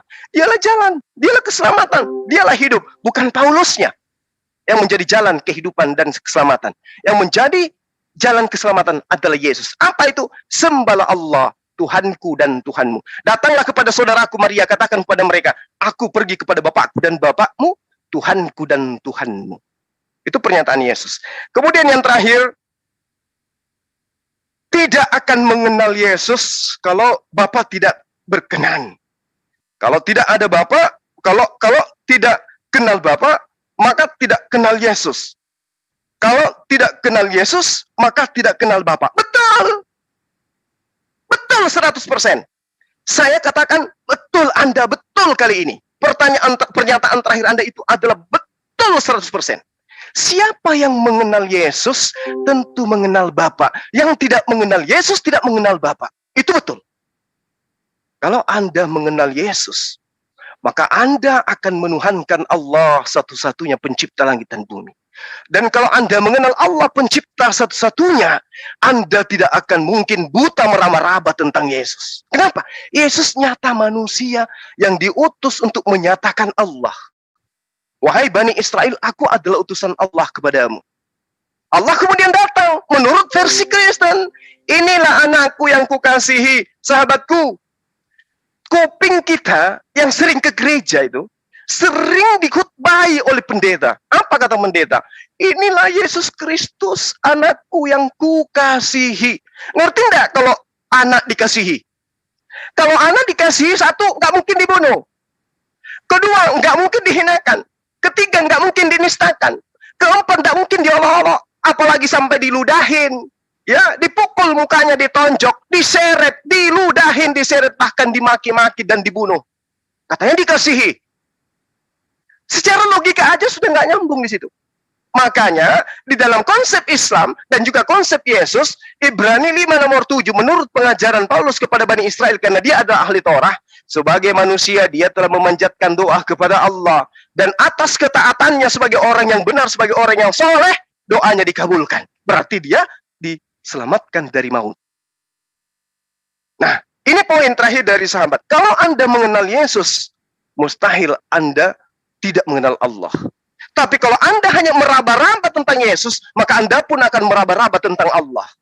Kalau Anda cuma mengakui Yesus berdasarkan dengan konsep yang diajarkan belakangan, maka Anda pun akan mengenal Bapa melalui konsep belakangan. Karena konsep yang terdahulu, dialah Allah, dialah Tuhan satu-satunya. Tidak ada Tuhan di langit maupun Tuhan di bumi. Hanya dia satu-satunya Allah. Apa kata Yesus? Tidak ada manusia yang pernah melihat Bapa, suaranya pun tidak pernah didengarkan. Tetapi anak yang ada di pangkuannya menyatakan Allah kepada Bani Israel. Nah, apa yang Yesus kemudian nyatakan tentang Allah? Wahai Bani Israel, ya, sembahlah Allah, Tuhanku dan Tuhanmu. Dalam Al-Quran, dalam Bible, katakan kepada mereka, aku akan pergi kepada Tuhanku dan Tuhanmu. Yohanes 4 nomor 22. Aku Yesus, kami kata Yesus, kami di sini Yesus dan murid-muridnya menyembah apa yang kami kenal. Yesus sembahan. Yesus Abdullah. Kisah para Rasul 3. Yesus adalah hamba Allah. Jadi, kalau kemudian kita mengenal Yesus, tentu kita mengenal Allah. Inilah semurni-murni akidah. Mengatakan Yesus utusan dan Allah sebagai pengutus. Demikian, sahabat-sahabat. Baik, makasih Bang Juma. Sorry ya kalau saya kelamaan Bang. Ya nggak apa-apa, memang harus lama soalnya banyak. Begini saja. Tanggapan pertama dari teman dulu. Bentar, jangan saya ngatur. Saya beri waktu dulu lentera kecil, langsung TikTok sama Bang Juma, satu-satu TikTok langsung sama Bang Juma, biar tidak ada yang tersisa pertanyaan dan jawaban. Silakan lentera kecil. Oke, terima kasih. Tadi kalau enggak ke Pak Yuda dulu, ya silakan lentera kecil. TikTok langsung sama Bang Juma, langsung silakan. Tadi beberapa kali mengatakan logika berpikir. Saya ingin menguji logika berpikir Bang Juma.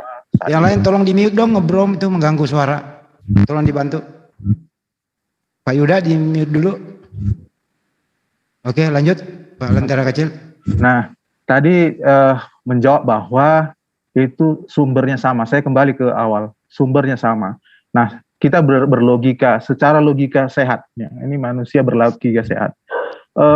Kitab-kitab Yahudi itu dari zaman, dari bukti-bukti artefak dan bukti-bukti dari peninggalan-peninggalan yang ada, itu berdasar sejarah, masih terjaga dengan baik dan bisa diketahui trace-nya, bisa di-trace sampai sekarang. Dan apa yang mereka yakini itu juga tertuang di Alkitab Perjanjian Lama pada yang dipegang oleh Kristen saat ini.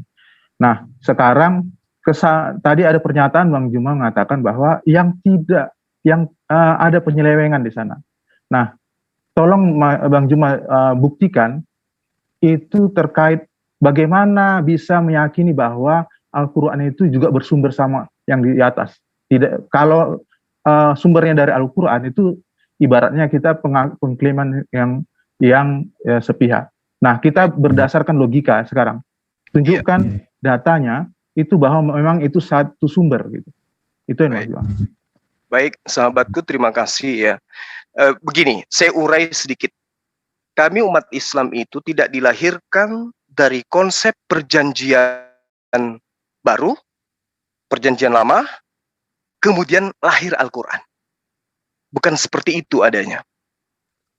Kalau perjanjian baru, itu ada kemudian diprakarsai oleh orang-orang yang berasal dari perjanjian, orang-orang yang mengimani perjanjian lama itu sebagai kitab, kemudian dia melakukan sebuah karya yang mereka sebut dengan perjanjian baru. Al-Quran sama sekali tidak demikian. Lukas 1 nomor 1 sampai nomor 4 itu gambaran jelas bahwa apa yang dituliskan kemudian oleh orang yang bernama Lukas ini, yang terakhir karirnya bersama Paulus di Antioquia dan juga Markus, itu menuliskan karya tulisnya berdasarkan atas hasil penyelidikan. Catat itu. Al-Quran tidak. Al-Quran sama sekali tidak ada di antara para sahabat, jangankan Rasulullah, para sahabat yang kemudian melakukan penyelidikan terhadap kitab-kitab terdahulu, kemudian melahirkan sebuah manifestasi, data, dalil, surat, ayat. Lalu kemudian dibungkus dengan kata pewahyuan atau ilham dari Allah. Itu tidak ada. Lalu apa poinnya kemudian? Saya katakan, Al-Quran menjelaskan, Bismillahirrahmanirrahim, Allahu la ilaha illa huwal hayyul qayyum. Allah tidak ada sembahan, tidak ada Tuhan pencipta langit dan bumi, kecuali Dia yang hidup terus-menerus. Artinya, kalau Dia adalah pencipta yang hidup terus-menerus, lalu kemudian, man zalladzi yasfa'u indahu illa bi'ithni. Diterangkan bahwa Dia Allah yang hidup terus-menerus, lalu kemudian tidak pernah berhenti mengurus makhluknya, dan Dia tidak mengantuk dan tidak tertidur. Berarti apapun yang terjadi di atas muka bumi ini, yang tersembunyi seperti apapun adanya, yang namanya Tuhan pasti tahu. Jadi kalau kemudian Allah yang berfirman kepada Musa, berfirman kepada Abraham, berfirman kepada Yesus dan para nabi yang lain, itu tidak tersembunyi bagi dia yang memang pemilik daripada pengetahuan atau ilmu itu. Allahu la ilaha illa huwal hayyul qayyum, la ta'khudhuhu sinatun wa la naum, lahu ma fis samawati wal ardh. Meliputi langit dan bumi. Artinya Al-Quran ditorehkan, dituliskan, diwahyukan, menceritakan apa yang pernah Allah perintahkan sebagai titah kepada para nabi untuk disampaikan kepada kaumnya. Makanya Al-Quran menjelaskan begini. Karena saya ditanya sedikit, saya akan mengatakan begini. Al-Quran dengan jelas di dalam surah Al-Baqarah, di banyak ayat diterangkan bahwa orang-orang terdahulu ya, menyembunyikan apa yang Allah firmankan kepada mereka. Al-Baqarah ayat 174 misalnya. Innal ladzina yaktumuna ma anzalallahu minal kitab wa yastaru bihi thamanan qalila. Ulaika ma ya'kuluna fi butunihim illa an-nar wa la yukallimuhumullahu yawmal qiyamah wa la yuzakkihim wa lahum 'adzabun alim. Ya, ini konsep, ini Islam. Saya urai. Sesungguhnya orang-orang yang menyembunyikan apa yang diturunkan Allah, yaitu Alkitab, lalu kemudian menjajakan dengan harga yang sedikit, murah, mereka itu sebenarnya tidak memakan dan tidak menelan ke dalam perutnya keuntungan, melainkan hanya menelan api. Dan Allah tidak akan berbicara kepada mereka pada hari kiamat dan tidak mensucikan mereka, dan bagi mereka siksa yang amat pedih. Oke, Anda mengajak saya menggunakan poin akal. Baik. Ketika kemudian kita sebagai orang Kristen, sebagai orang Islam, mengaku orang yang percaya, mengaku sebagai orang yang beriman, tidak boleh kemudian itu menolak keberadaan orang-orang Yahudi sebagai orang yang tegar tengkuk. Catat. Musa datang, ditolak.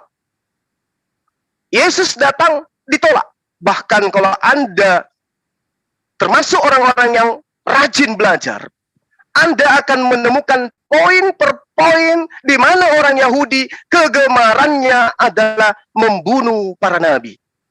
Wa ma ya'tihim min nabiyyin illa kanu bihi yastahzi'un. Mereka gemar membunuh nabi. Mereka gemar menganiaya nabi ketika datang kepada mereka. Ya, ini akal. Kemudian coba kita lihat apa yang diterangkan oleh Nabi Musa di dalam kitab yang Anda imani. Ulangan 31 nomor 27.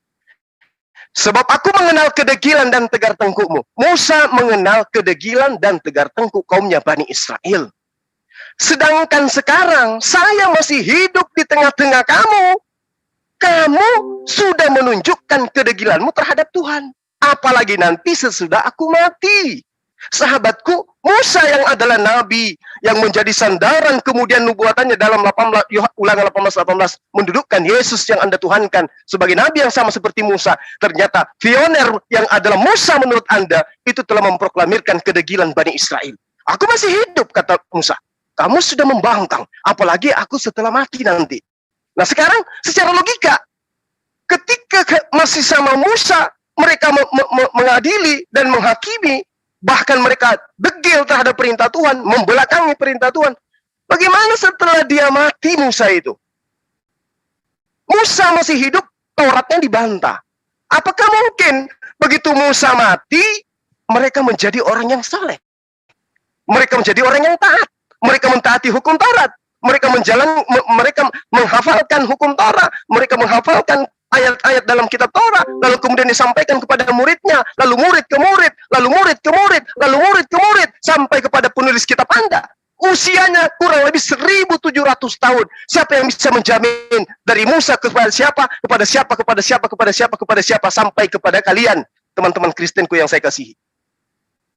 Siapa yang menerima setelah Musa? Ada? Boleh sebut nama? Esra. Esra itu kapan adanya? Dibandingkan masa Musa. Lalu setelah Esra siapa? Yang saya tahu, kitab Septuaginta itu ada atas perintah Kekaisaran Romawi pada abad ketiga sebelum Masehi. Subhanallah. Jauh setelah Musa dan jauh sebelum Yesus. Jauh sebelum penulis kitab Anda. Lalu bagaimana mungkin kemudian saya menolak mengatakan bahwa sumber kita itu sama, yaitu dari Allah, dari langit. Bedanya kemudian Al-Quran, inna nahnu nazzalna dzikra wa inna lahu lahafizun. Kami yang mewahyukan, kami yang menjaga. Pola ini, prinsip ini tidak dilakoni kitab-kitab sebelumnya. Kenapa begitu? Karena sifatnya kontemporer, temporer. Hanya bersifat kepada satu kaum. Ya Bani Israel, ya Bani Israel. Setelah kemudian semua pengajarannya itu diluruskan, disempurnakan, barulah Allah memerintahkan berseru kepada seluruh umat manusia. Ya ayyuhan nas. Tidak ada seruan Musa, wahai seluruh manusia. Tidak ada seruan Abraham, wahai seluruh manusia. Daud, Salomo, Yesus nggak ada seruannya. Dia hanya mengatakan, jangan, sedikit lagi kan, jangan engkau ke bangsa lain. Tolong bantu. Tapi datanglah kepada bangsa murid-muridku. Ya, saya kira begitu para sahabat sekalian. Jadi kalau Anda mengatakan kita bukan dari asal yang sama. Sebenarnya kalau saya mau jujur, ya, Kristen terpola dengan Kristen sendiri, ya betul. Kita nggak dari hal yang sama. Tapi ketika Anda kemudian mengaku bahwa Anda berasal dari pengajaran para nabi, saya katakan kita berasal dari pengajaran yang sama. Dia sama-sama datang dari langit, kemudian ada penyelewengan daripada ajaran Yesus. Anda percaya? Silakan Anda baca apa yang dituangkan kemudian oleh Yesus di dalam apa yang dinasihatkan kepada murid-muridnya Bani Israel. Waspadalah, berhati-hatilah, waspadalah, berjaga-jagalah. Kepada siapa? Kepada Bani Israel. Kenapa Bani Israel? Yesus mengatakan itu. Karena Bani Israel itu tegar tengkuk. Dikatakan ahli Taurat, dikatakan orang Farisi, orang munafik, mereka kemudian menjajakan firman Tuhan ya untuk mendapatkan keuntungan yang sedikit. Oke, baik. Saya kira begitu sahabat saya.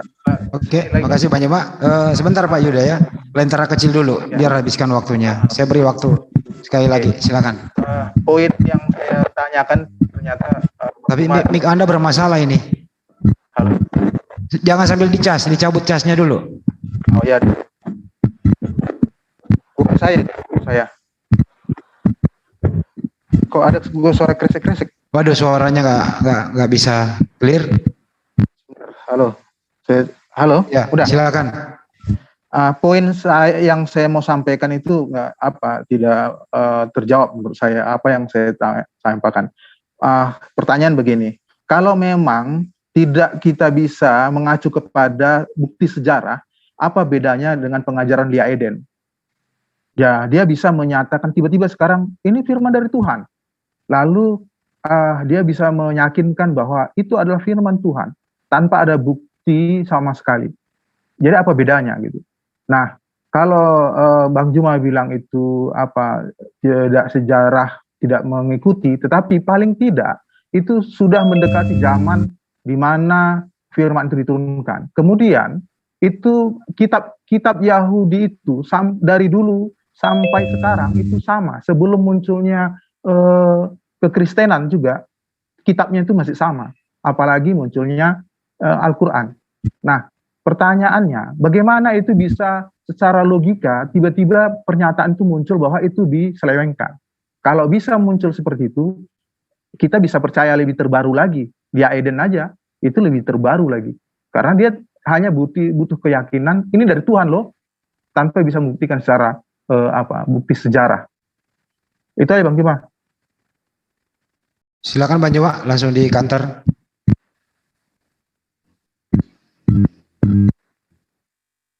Bang Juma langsung di kantor dulu, baru pindah ke yang lain. Maaf, ternyata termute.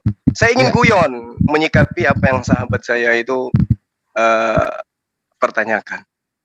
Kalau Al-Quran itu tidak berasal daripada Tuhannya Bani Israel, maka penerjemah yang menduduki jabatan sebagai orang yang menentukan iman orang Kristen Indonesia tidak akan menjadikan Al-Quran sebagai rujukan di dalam menerjemahkan hal-hal penting di dalam agama Anda. Sekali lagi saya katakan para sahabat, penerjemah kitab Anda adalah orang terdidik, orang yang memahami tentang struktur linguistik, paham mereka tahu sejarah, tentang Bani Ismail, Bani Ishak. Andai saja Al-Quran itu bukan berasal dari pencipta langit dan bumi yang mereka katakan Hasem oleh Bani Israel, saya katakan kitab Anda tidak akan dipenuhi muatan Al-Quran. Maaf, jangan tersinggung. Ini fakta yang harus diurai. Kenapa tidak jadikan kitab Buddha sebagai rujukan dalam menerjemah? Kenapa bukan kitab Hindu yang jauh lebih tua daripada Al-Quran di negara kita ini dijadikan sebagai sandaran penerjemah di dalam menelusuri kiat-kiat iman setiap gereja, setiap insan Kristen? Kenapa bukan Sang Hyang Widi? Ayo. Kenapa harus nabi? Kenapa harus rasul? Kenapa harus Alkitab? Kenapa harus ayat? Kenapa harus salib? Kenapa harus syafaat? Kenapa harus Allah? Kenapa tidak gunakan istilah-istilah yang lebih tua milik pribumi Indonesia?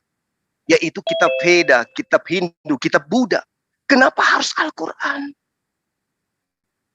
Itu guyon. Tapi tolong Anda pikirkan dengan baik. Anda mengenal kata Allah, mengenal kata Rasul, mengenal kata Alkitab. Semakin mantap iman Anda oleh karena Al-Quran.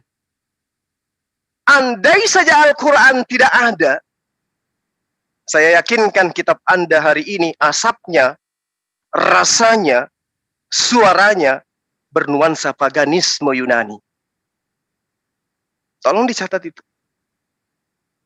Itu pertama. Kedua, ini guyon. Andai saja Al-Quran bukan firman Allah, maka Anda akan menemukan kesalahan-kesalahan di dalam Al-Quran layaknya kesalahan yang ada di dalam kitab Anda. Tapi karena iman, Anda tidak akan bisa menemukan kesalahan itu. Karena ada saja cara untuk berkelit dari kesalahan. Tapi kalau Anda minta data, kita akan buktikan. Kesalahan apa yang saya maksud? Nah, kemudian ketika saya mengatakan bahwa Al-Quran dan juga Alkitab, dalam hal ini Torah Musa dan juga Injilnya Yesus, berasal dari esensi yang sama, tidak ada kekuatan di atas muka bumi ini yang bisa membantah. Kekuatan apapun itu. Semakin mereka meragukan Al-Quran dan kemudian menarik diri, menghabiskan waktu mengkaji Quran, percaya pada saya, kalau dia tidak ateis, maka dia akan mu'alaf. Nah, kami tidak, Bang Suma, kami enggak beriman kepada Quran. Ya, karena mungkin Anda membacanya pun tidak bisa. Makanya Anda tidak kenal Al-Quran. Makanya Anda menolaknya. Kan itu poinnya. Jadi ketika saya mengatakan Al-Quran itu kalamullah, sama seperti Torah, sama seperti Injil, yang datangnya dari Allah pencipta langit dan bumi, lantas kemudian Anda mengatakan, lah itu kan bisa sama seperti Lea Eden. Oh ya, bisa jadi. Tapi apa mungkin orang yang buta huruf, tidak berpendidikan, kemudian bisa merubah peradaban sejazirah Arab bahkan dunia? Apa mungkin? Sementara Yesus 2 langkah dari Yerusalem, ajarannya sudah hilang. Yang muncul kemudian adalah ajaran orang-orang yang mengaku sebagai pengikut. Coba Anda lihat poin-poin apa yang ada Yesus sampaikan kepada Bani Israel. Semuanya hilang. Muncul, Bang Suma, Yesus itu mati, bangkit pada hari ketiga dan diimani 3 miliar manusia. Oke, kita uji kebenaran itu. Rasulullah Muhammad SAW dikatakan bahwa beliau Isra Mi'raj. Apakah ditolak sejazirah Arab?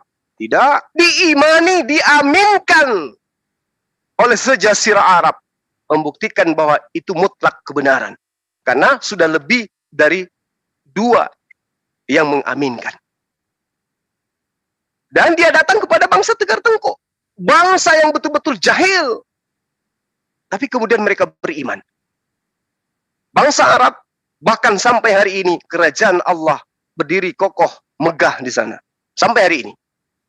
Nah, bagaimana dengan Yesus yang diberitakan oleh gereja? Dia mati, bangkit pada hari ketiga. Apakah Yerusalem atau Nazaret atau Yudea tempat Yesus besar dan berkhotbah, mengajarkan ajarannya itu, mengaminkan Yesus sebagai apa yang diaminkan oleh gereja hari ini? Tidak. Tidak. Tidak. Ayo. Yahudi mana yang pernah datang ke Indonesia? Mengajarkan, membuka seminar, mengadakan pertemuan-pertemuan yang mengatasnamakan keturunan Bani Ishak dari 12 suku yang kemudian mengundang orang Indonesia membahas tentang ketuhanan Yesus. Ada? No. Yang ada kemudian adalah orang-orang barat yang mengaku orang Yahudi, yang mengaku peranakan Yahudi, kemudian datang mengajarkan Yesus. Bahkan, ya Anda tahu sendiri sejarah negara kita. Mereka yang mengajarkan tentang penyembahan terhadap manusia. Yahudi mana yang kemudian datang secara resmi memperkenalkan Yesus ke Indonesia? Tidak akan Anda temukan. Artinya, kalau Yesus itu Tuhan, datang kepada Bani Israel, mohon maaf sekali lagi. Yesus adalah Tuhan yang gagal. Karena Bani Israel tidak berhasil dia menjadikan Bani Israel sebagai hambanya. Bahkan sebagai nabi pun tidak diimani. Itu sahabat saya ya. Jadi kalau kemudian Anda mengatakan Al-Quran itu sama dengan Dia Eden. Dia Eden usianya berapa? Kemudian mana ayat-ayat yang diterima dari Allah? Lalu disiplin ilmu apa yang kemudian yang bisa diurai untuk menemukan poin kebenaran di dalam ayat yang dia baca, yang dia bawa sebagai wahyu. Kalau Al-Quran, Alhamdulillahi Rabbil Alamin, Ar-Rahmanir Rahim, Maliki Yaumiddin, Iyyaka na'budu wa iyyaka nasta'in. Lantunannya pun harus memiliki ilmu. Makhrajnya harus punya ilmu. Tanda baca harus punya ilmu. Fathah, kasrah, dhamma, sukun, tanwin. Itu harus punya kaidah ilmu semua. Kenapa di kasrah? Kenapa dibaca izhar? Kenapa dibaca idgham bigunna, idgham bilagunna? Ada kaidah ilmunya. Siapa yang kemudian mampu memberikan sebuah goresan, tulisan, catatan, perkataan berbentuk kalimat yang dikatakan wahyu, kemudian huruf per huruf memiliki disiplin ilmu sendiri-sendiri. Alhamdulillahi Rabbil Alamin. Kaitan kemudian ilmu yang ada dalamnya adalah al-lughah, balaghah, nahwu, sharaf, tafsir, tajwid, i'rab, dan seterusnya. Wow. Sebuah disiplin ilmu yang berdiri sendiri, yang kemudian ilmunya diakui oleh dunia. Sekarang Dia Eden bikin apa dia? Jangan Dia Eden terlalu jauh. Surat-surat Paulus. Apa muatan ilmu yang kemudian diajarkan dalam satu ayat dalam surah Paulus? Ilmu apa?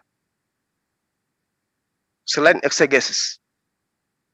Bisa berbicara tentang nahwu sorab, ilmu bahasa, ilmu sejarah, tidak ada itu. Itulah muatan Al-Quran. Nah, saya tidak perlu berpanjang lebar, sahabat. Mungkin masih ada pertanyaan. Silakan. Oke. Baik. Sebentar ya, lentera kecil gini ya. Sebentar Pak Yuda. Kalau ingin berdiskusi H2H lebih panjang dengan Banyuma, silakan tinggalkan telepon di sini atau menghubungi admin. Nanti saya kasih teleponnya di chat ya. Karena itu udah malam, biar kita bisa adil ke yang lain. Silakan Pak Yuda. Maksud saya terakhir supaya jangan gantung. Kalau yang lain di mute dong, agak berisik. Ya, Pak Yuda silakan. Kesempatannya. Mohon maaf, yang terakhir supaya jangan gantung tadi. Karena pernyataan tadi Bang Juma itu bahwa Alkitab apa itu saya perlu klarifikasi menjawab pernyataan. Silakan, Bang. Iya, silakan. Al-Qur'an itu Alkitab mengikuti Al-Qur'an, itu terjemahannya. Mungkin Bang Juma kalau saya bilang saya ajari atau saya beri pemahaman nggak pas mungkin ya. Tetapi mengapa menggunakan kata-kata istilah itu? Karena kita terjemahannya menggunakan bahasa Indonesia. Kalau diterjemahkan dalam bahasa Inggris, kalau kita menggunakan bahasa Inggris, ya pasti nggak itu artinya. Jadi kan nggak nyambung sebenarnya, nggak pas pemaknanya mengikuti Al-Quran, tidak begitu. Kebetulan karena KKBI itu menerjemahkan dalam bahasa Indonesia. Nah, kita menggunakan bahasa Indonesia supaya lebih paham, maka terjemahannya seperti itu. Itu yang pertama. Yang kedua, tadi pernyataan bahwa itu bagaimana tentang ada ilmu bahasa segala macam. Pemahaman saya, itu belajar Tuhan, itu belajar keimanan itu tidak serta-merta dengan mengacu kepada ilmu bahasa.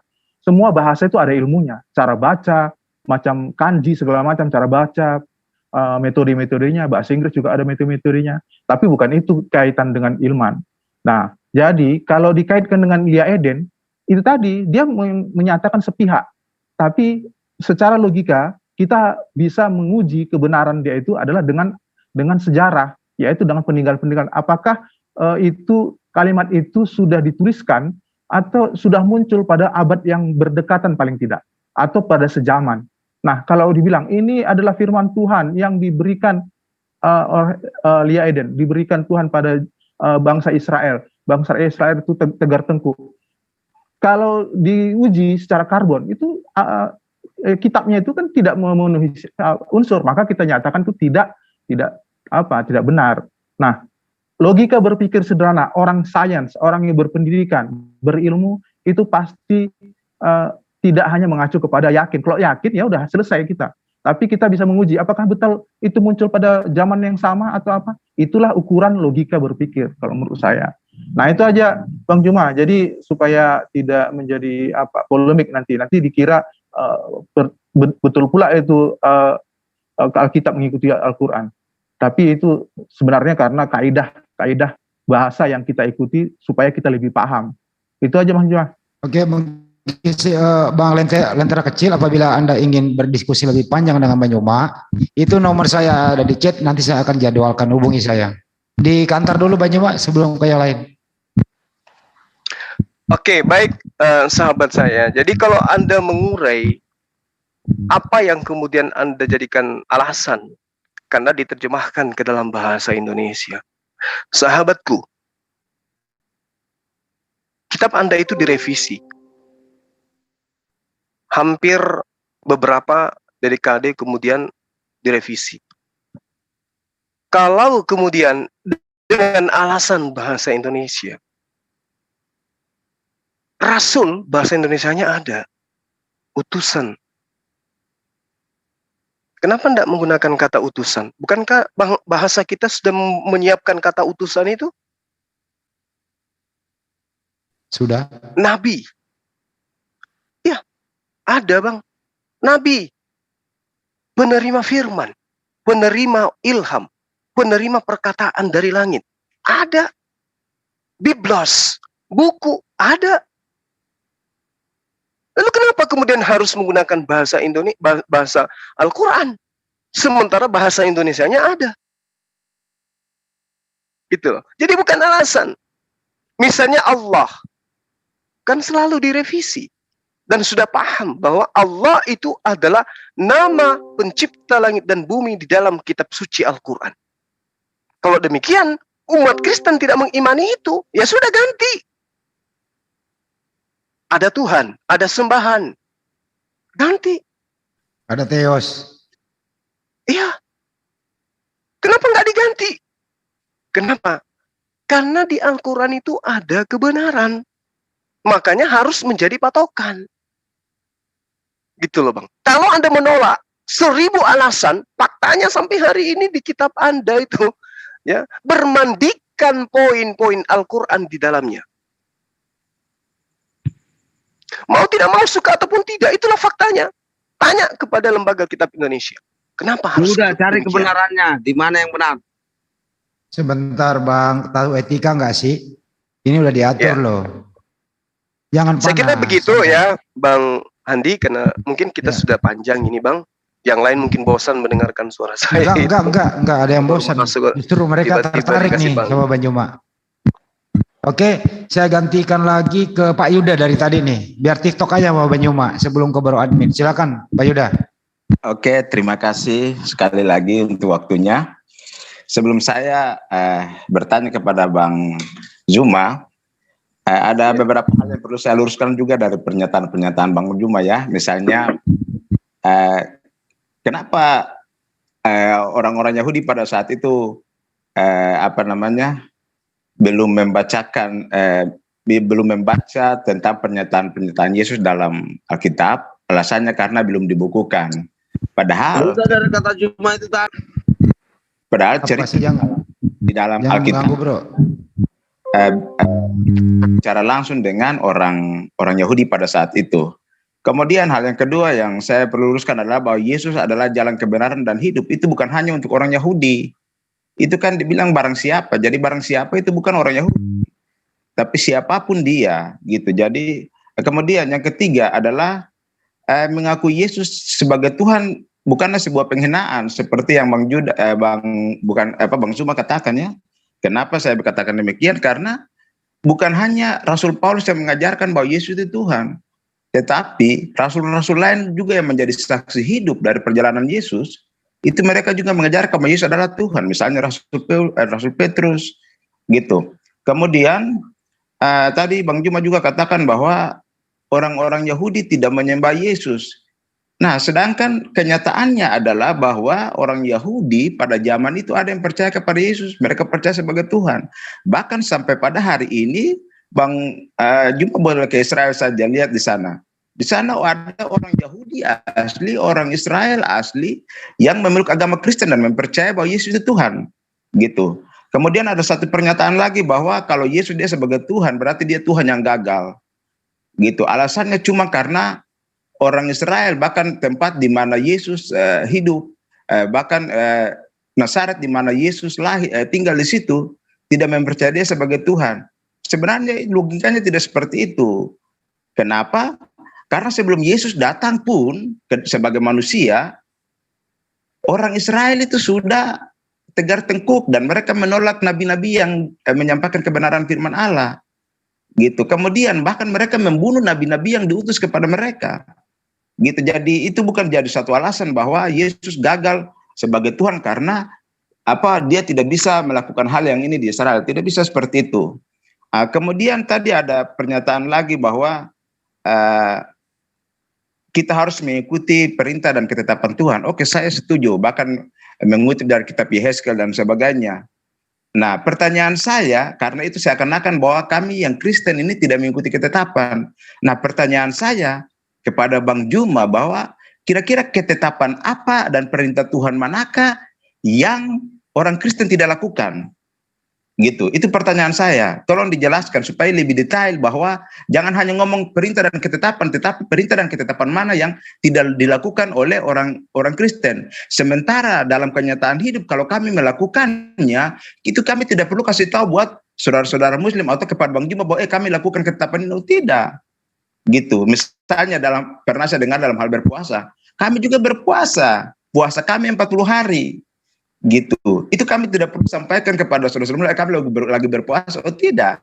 Gitu. Jadi saya mohon penjelasan lebih detail kira-kira dari ketetapan hukum Taurat apa yang tidak dilakukan oleh orang Kristen atau yang pengikut Yesus. Terima kasih. Makasih Pak Yoda, langsung di kantor Bang Juma. Baik, makasih ya. Sahabatku, salam kenal dari saya. Jadi Anda mengatakan Yesus itu bukan hanya untuk Bani Israel, karena Yesus berkata barang siapa. Sahabatku, jika seorang, suara saya kedengaran? Enggak, kedengaran. Okay. Yang lain tolong di mute ya kalau sudah berbicara. Lanjut. Sahabatku, jika seorang rektor berbicara di depan mahasiswa, barang siapa di antara kalian lalu kemudian lewat orang jalan kaki yang bukan mahasiswa, apakah orang ini termasuk? Kan rektornya mengatakan barang siapa? Orang terpelajar pasti mengatakan tidak. Yesus untuk Bani Israel. Barang siapa di antara kamu yang percaya, berarti ini dikhususkan kepada Bani Israel, bukan kepada kita. Meskipun ada kata barang siapa. Orang terpelajar pasti ngerti itu. Itu yang pertama. Kemudian Anda mengatakan ada orang Yahudi ketika saya ke Israel ada yang menuhankan Yesus. Sahabatku, bahkan yang mengajarkan Yesus itu Tuhan memang Bani Israel kan? Yang mengajarkan kemudian menyembah Yesus itu kan Bani Israel memang. Tapi apa yang diajarkan oleh Yesus? Ya, waspadalah. Kepada siapa? Kepada antikristus. Siapa antikristus itu? Baca 1 Yohanes 2. Anak-anakku, hari ini memang hari yang terakhir. Akan ada seorang antikristus yang bangkit, dan telah banyak bangkit antikristus. Mereka, di ayat 19-nya dikatakan, mereka memang berasal dari kita. Siapa mereka? Bani Israel, orang Yahudi. Jadi kalau ada Bani Israel, orang Yahudi hari ini menyembah Yesus, jangan Anda bangga. Harusnya Anda mengaminkan dan mengiyakan pernyataan Yesus bahwa memang Bani Israel ini tegar tengkuk rupanya. Anda sudah mengakui dan mengawali pernyataan Anda dengan itu. Ada Bani Israel yang menuhankan Yesus. Anda mengaminkan. Apakah itu yang diajarkan Yesus? Tidak. Celakalah engkau, wahai ahli Taurat, orang Farisi, orang munafik. Engkau menyeberangi lautan, menjelajahi daratan untuk mentobatkan orang masuk ke agamamu menjadi orang neraka dan menjadikan mereka 2 kali lebih jahat daripada engkau sendiri. Sadar enggak Anda bahwa Kristen itu berasal dari ahli Taurat? Itu yang perlu Anda pahami. Tapi sayangnya, poin demi poin ketika Yesus mewanti-wanti muridnya, Yesus mewanti-wanti muridnya agar waspada kepada siapa? Orang Indonesia? Tidak. Orang Batak? Tidak. Orang Arab? Tidak. Tapi waspada kepada siapa?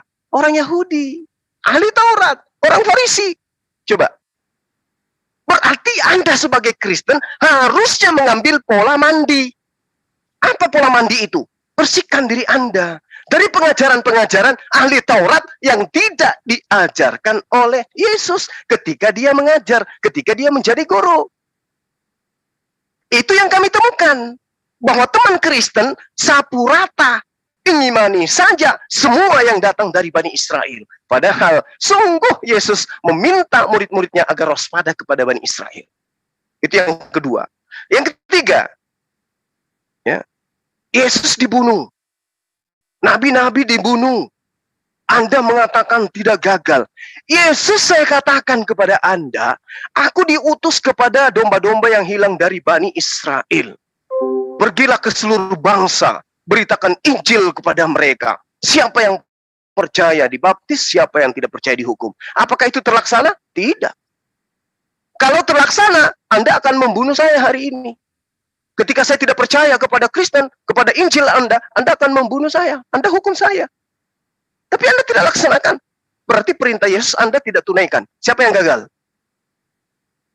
Ayo. Siapa yang gagal? Itu tolong dicamkan. Kemudian yang keempat, ketetapan Allah yang mana yang kami langgar? Subhanallah. Lembutkan hatimu sahabatku, ketika Allah dalam perjanjian kepada Musa, jangan ada ilah, strep sembahan, strep Tuhan yang lain di hadapanku. Lembutkan hati saudara. Terima kebenaran. Jangan ada ilah lain di hadapanku. Yesus belum ada pada masa itu. Kemudian setelah Yesus ada, muncul propaganda yang mengajarkan ilah lain bernama Yesus. Anda mengaminkan. Anda mengimani. Roma 14 nomor 9. Yesus yang kau salibkan itu telah dijadikan Tuhan oleh Allah. Kata siapa? Kata Paulus. Kisah Para Rasul 2 nomor 36. Israel semua harus tahu bahwa Yesus yang mereka salibkan telah dijadikan oleh Tuhan. Kata siapa? Kata Lukas. Siapa Lukas menurut Yesus? Ente. Nggak ada informasi. Siapa Paulus menurut Yesus? Nggak tahu. Yesus nggak pernah bercerita tentang Paulus. Yang ada Paulus bercerita tentang Yesus. Lukas bercerita tentang Yesus. Mana mulutnya Yesus? Kenapa nggak bercerita tentang orang-orang penting di gereja? Bernama Lukas, bernama Paulus ini. Jadi ketika ada ketetapan, satu aja Anda sudah gugur. Andaikan saya ini eksekutor dan Anda adalah yang tereksekusi, saya tembak jidat Anda malam ini. Apa ketetapan Tuhan yang kami rubah? Ketetapan pertama aja Anda rubah. Jangan ada ilah lain. Anda mengatakan Tuhan Anda roh. Yesus roh rupanya. Makan ikan goreng itu roh. Ketakutan diberi kekuatan oleh malaikat, berjaga-jaga, sujud, makan, minum, ketiduran, itu roh. Tidak. Berarti antara Tuhannya Bani Israel yang adalah roh menurut sahabat Kristen, itu bukan Yesus, karena Yesus manusia. Ini kalau saya lanjut poin-poin berikutnya, Anda kalau sehat, pasti akan lemas. Jangan ada ilah lain di hadapanku, wahai Musa. Katakan kepada Bani Israel, jangan membuat sembahan-sembahan selain daripada aku. Paulus bikin sembahan baru enggak? Sampai muncul istilah Trinitas, Tritunggal, Oneness, dan seterusnya. Apa penyebabnya itu? Karena adanya ilah lain yang dibungkus seakan-akan itu adalah Tuhannya Musa, Tuhannya Abraham, Tuhannya Yesus. Padahal bukan. Makanya lidah kalian itu putar melilit sebisa mungkin. Supaya bisa sampai kepada poin penyembahan kepada Yesus. Padahal poinnya adalah jangan ada ilah lain. Ya, nah, Bang Suma salah gitu loh. Suma kamu salah. Apa salahnya, Mas? Lah, orang Kristen itu kan sudah dibebaskan dari hukum Tuhan. Dibebaskan dari hukum Torah. Efesus 2 nomor 15. Dengan matinya Yesus di atas tiang salib, maka dia membebaskan kita dari hukum Taurat beserta dengan ketentuan dan hukum-hukum yang ada di dalamnya. Berarti ketentuan tidak boleh ada ilah lain, boleh ada ilah lain. Jadi kalau orang kami Kristen nyembah Yesus anak manusia, menyembah merpati Roh Kudus itu nggak apa-apa, Bang Suma. Kami sudah dibebaskan dari ketetapan dan hukum yang ada dalam hukum Torah. Jadi kami bebas. Mau ngapain aja bebas, karena kami sudah dibebaskan. Mau apapun kami nggak ada lagi itu seremoni yang nggak ada. Yang kami tahu, kami percaya Yesus itu adalah Tuhan yang datang akan menyelamatkan kami dari lewat awan-awan disertai dengan berlaksa-laksa malaikat. Itu yang kami tahu. Peduli setan dengan ilah lain. Itu yang terjadi, sahabatku. Jadi sangat percaya diri Anda ketika Anda minta pernyataan kepada saya. Ketetapan Allah yang mana yang kami langgar? Yesaya 43 nomor 10. Engkaulah saksi-saksiku, tidak ada Tuhan yang dibentuk sebelum aku, dan tidak ada Tuhan yang dibentuk setelahku. Kristen melalui Paulus membentuk anak manusia yang tadinya bayi, menjadi anak-anak, remaja, dewasa, mati, menjadi Tuhan. Selain daripada Tuhannya Bani Israel. Itu dibentuk. Lalu kemudian Yesaya 44 nomor 10, nomor 11. Siapakah mereka yang membentuk Hasem dalam rupa patung, dalam rupa makhluk, dalam rupa manusia? Di ayat 11-nya dikatakan, mereka semua akan aku buat malu. Makanya kalau ada teman Kristen yang ngotot-ngototan, berdialog, berdebat tentang konsep ketuhanan Yesus, pasti berujung kepada malu. Karena itu sudah dinyatakan oleh Allah. Nah, keluar dari itu semua, Yesus mengajarkan bahwa dirinya adalah utusan Allah. Musa mengatakan, bukan Allah, bukan duta, bukan utusan. Ya, yang menyelamatkan manusia. Tetapi Allah sendirilah yang menyelamatkan. Yesaya 63 nomor 9. Dalam segala kesesakan mereka, bukan seorang duta, bukan seorang utusan, melainkan Tuhan sendirilah yang menyelamatkan mereka. Dialah yang menebus mereka dalam kasih-Nya dan belas kasih-Nya. Ia mengangkat dan menggendong mereka selama zaman, sejak dari zaman dahulu kala. Berarti bukan Yesus. Tidak, Bang Suma. Bukan duta, bukan utusan. Tapi Allah itu sendirilah. Berarti yang datang itu adalah Allah itu sendiri. Astaghfirullahalazim.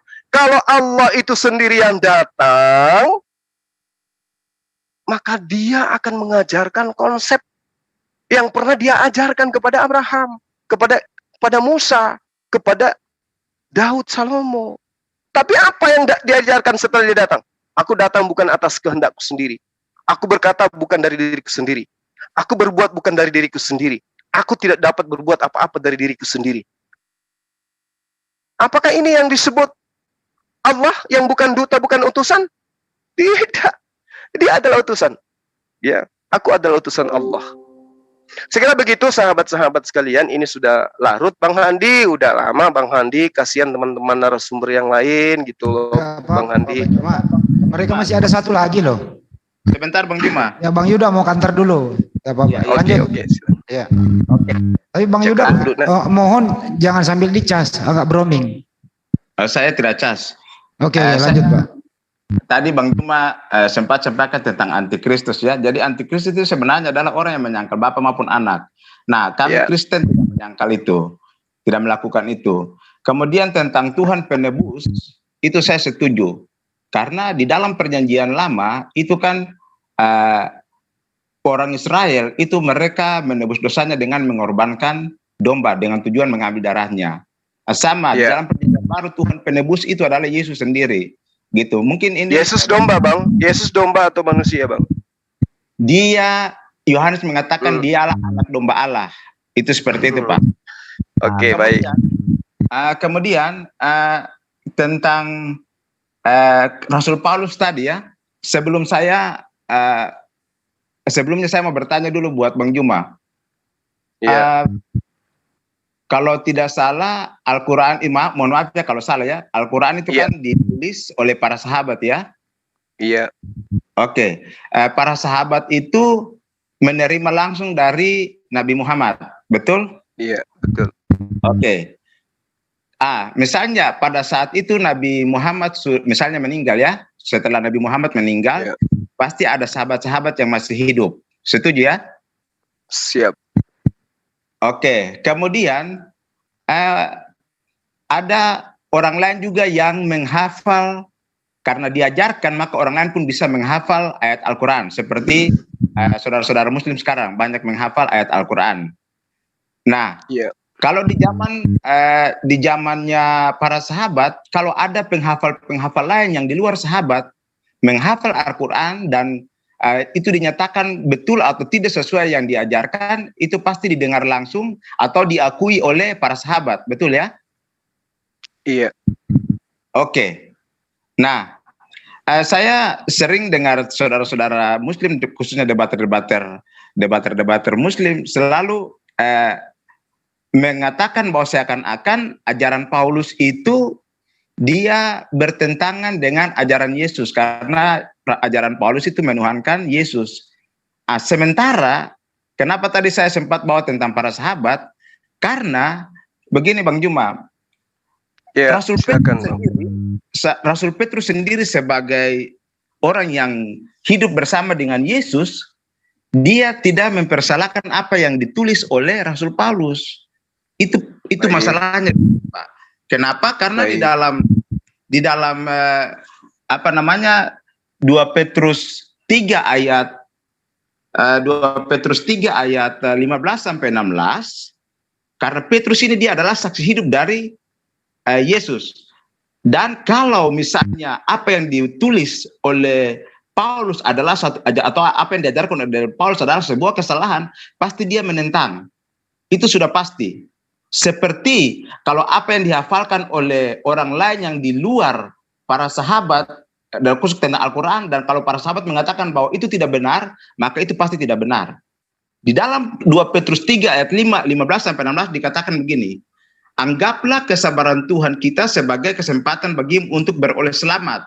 Seperti juga Paulus, saudara kita yang kekasih, telah menulis kepadamu menurut hikmat yang dikaruniakan kepadanya.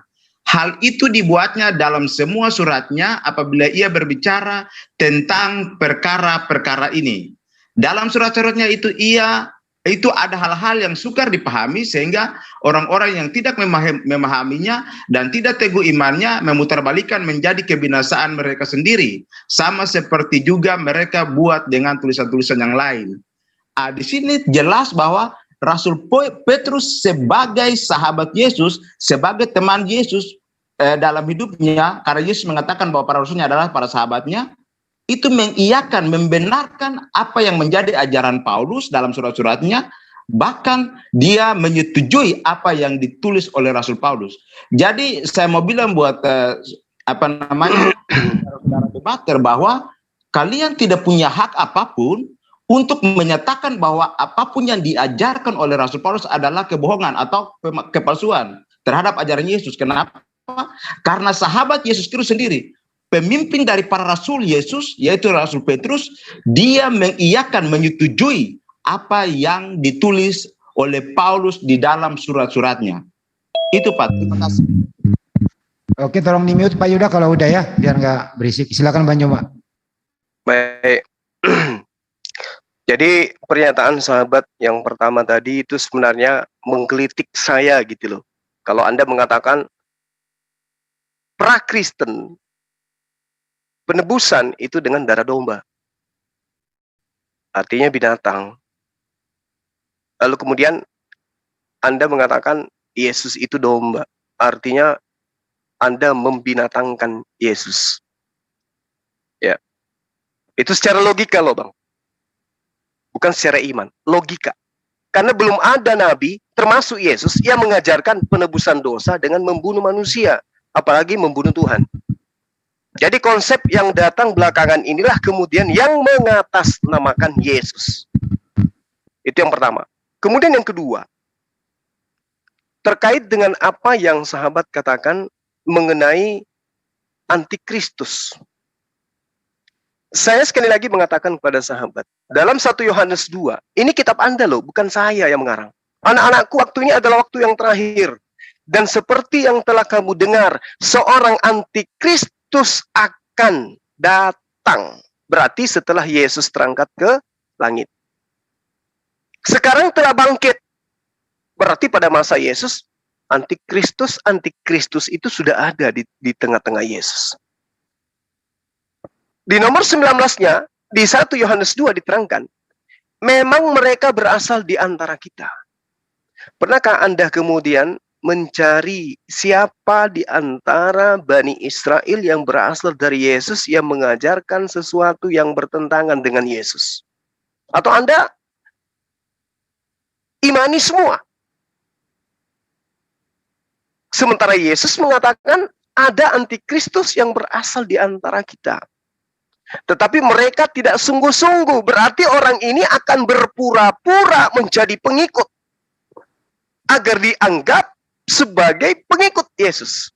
Tetapi mereka tidak sungguh-sungguh termasuk pada kita. Sebab jika mereka sungguh-sungguh termasuk pada kita, niscaya mereka tetap bersama dengan kita. Yesus, Paulus, Lukas, kapan bersama? Markus, di mana bersama-samanya orang ini? Tapi apakah pernah Anda menyadari itu? Anda menerima sebuah pengajaran, konsep yang paten dari seseorang yang tidak pernah bersama dengan Yesus, kemudian mengaku menerima dari Yesus. Tapi Yesus tidak pernah bertemu. Lalu kemudian yang terakhir, Anda mengatakan tentang Petrus mengaminkan pengajaran Paulus. Oke. Saya katakan kepada sahabat, ini logika sederhana. Mau dia Andreas, mau dia Paulus, mau dia Matius, mau dia Lukas, mau dia Petrus, mau dia Maria, mau dia Filipus, mau dia Barnabas, mau dia Nikodemus, mau dia Yusuf Arimatea, atau siapapun itu, kalau bukan Yesus, saya ragu. Kenapa saya ragu? Tidak ada sulitnya bagi Paulus menuliskan surat mengatasnamakan Petrus. Pekerjaan Paulus itu dihabiskan menulis. Di dalam penjara, dia menulis. Dalam berlayar, dia menulis. Menjelajahi daratan, Kiliki dan seterusnya, menulis. Dan kalau 1 Petrus dan 2 Petrus itu betul tulisan murid Yesus, maka saya katakan Petrus adalah murid durhaka. Loh, kok bisa Bang Suma? Ya, karena Petrus mendapatkan mandat untuk mendirikan jemaat. Berarti Petrus mendapatkan tita tongkat estafet untuk mengajarkan tentang penyembahan kepada Allah, bukan penyembahan kepada Yesus. Karena Petrus adalah orang yang intim, bahkan dia yang menerima tongkat estafet untuk mendirikan jemaat di atas batu karang. Dan jemaat yang dibentuk ini tentu mereka yang menjalankan apa yang menjadi poin nasihat Yesus. Yesus berpesan kepada ke-12 murid, jangan ke bangsa lain. Loh, ini 1 Petrus, 2 Petrus kok nulisnya ke non-Yahudi?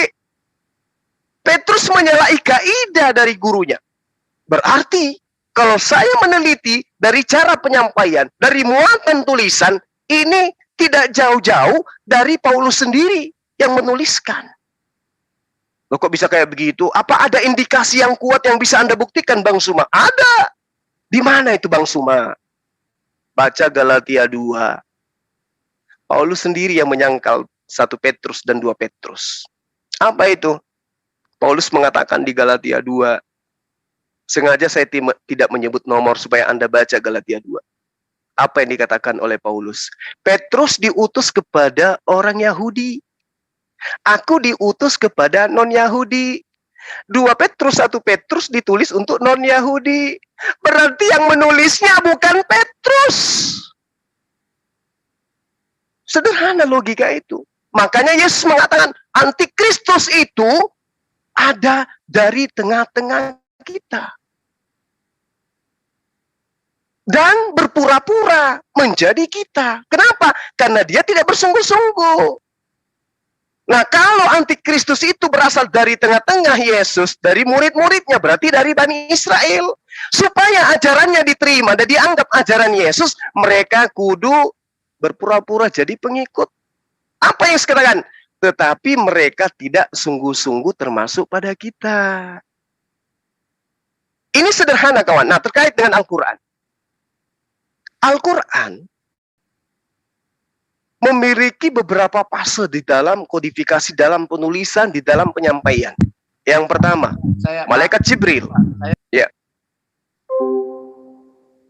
Gimana, Bang? Bang Handi? Lanjut. Mau dipoto, Bang. Oh. Jadi nggak apa-apa. Sedikit. Dari Al-Quran, Rasulullah Muhammad Sallallahu Alaihi Wasallam itu memiliki zaman, Bang. Suara saya kedengaran. Memiliki zaman pewahyuan, memiliki zaman penyampaian wahyu. Tunggu katanya dikit lagi. Pada masa Rasulullah Muhammad Sallallahu Alaihi Wasallam ada jenjang, di mana jenjang itu adalah pertama dia menerima, namanya ilham. Ilham itu bukan diajarkan dari orang, bukan melakukan penyelidikan, itu ilham. Yang dikatakan wahyu, dia tidak menerima dari pemberitaan orang, itu wahyu. Itu wahyu namanya. Nah, kemudian jenjang ini itu disandarkan kepada apa? Hafalan. Ketika kemudian baginda menerima, disampaikan kepada muridnya, mereka menghafal. Ini jenjang awal. Jadi penyandaran kemudian penerimaan wahyu adalah penghafalan diteruskan kepada penulisan. Kenapa?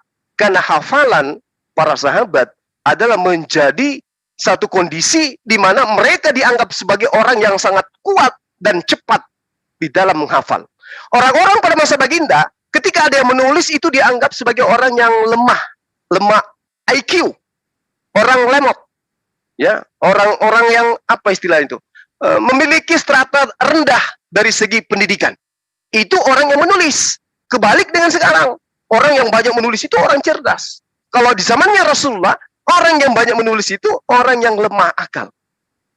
Yang menjadi budaya top adalah penghafal. Maka orang yang hidup di sekeliling baginda adalah orang-orang yang top di dalam menghafalkan ayat-ayat suci Al-Quran.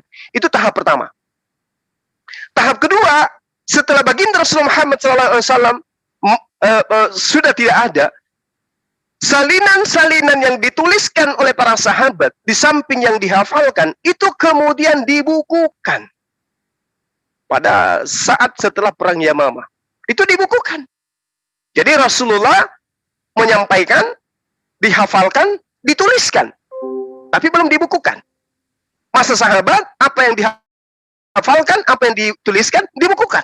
Nyambung. Lalu kemudian ada legitimasi pengesahan dari baginda Rasulullah Muhammad SAW. Khairukum man ta'allama al-Quran wa 'allamahu. Ada pengesahan.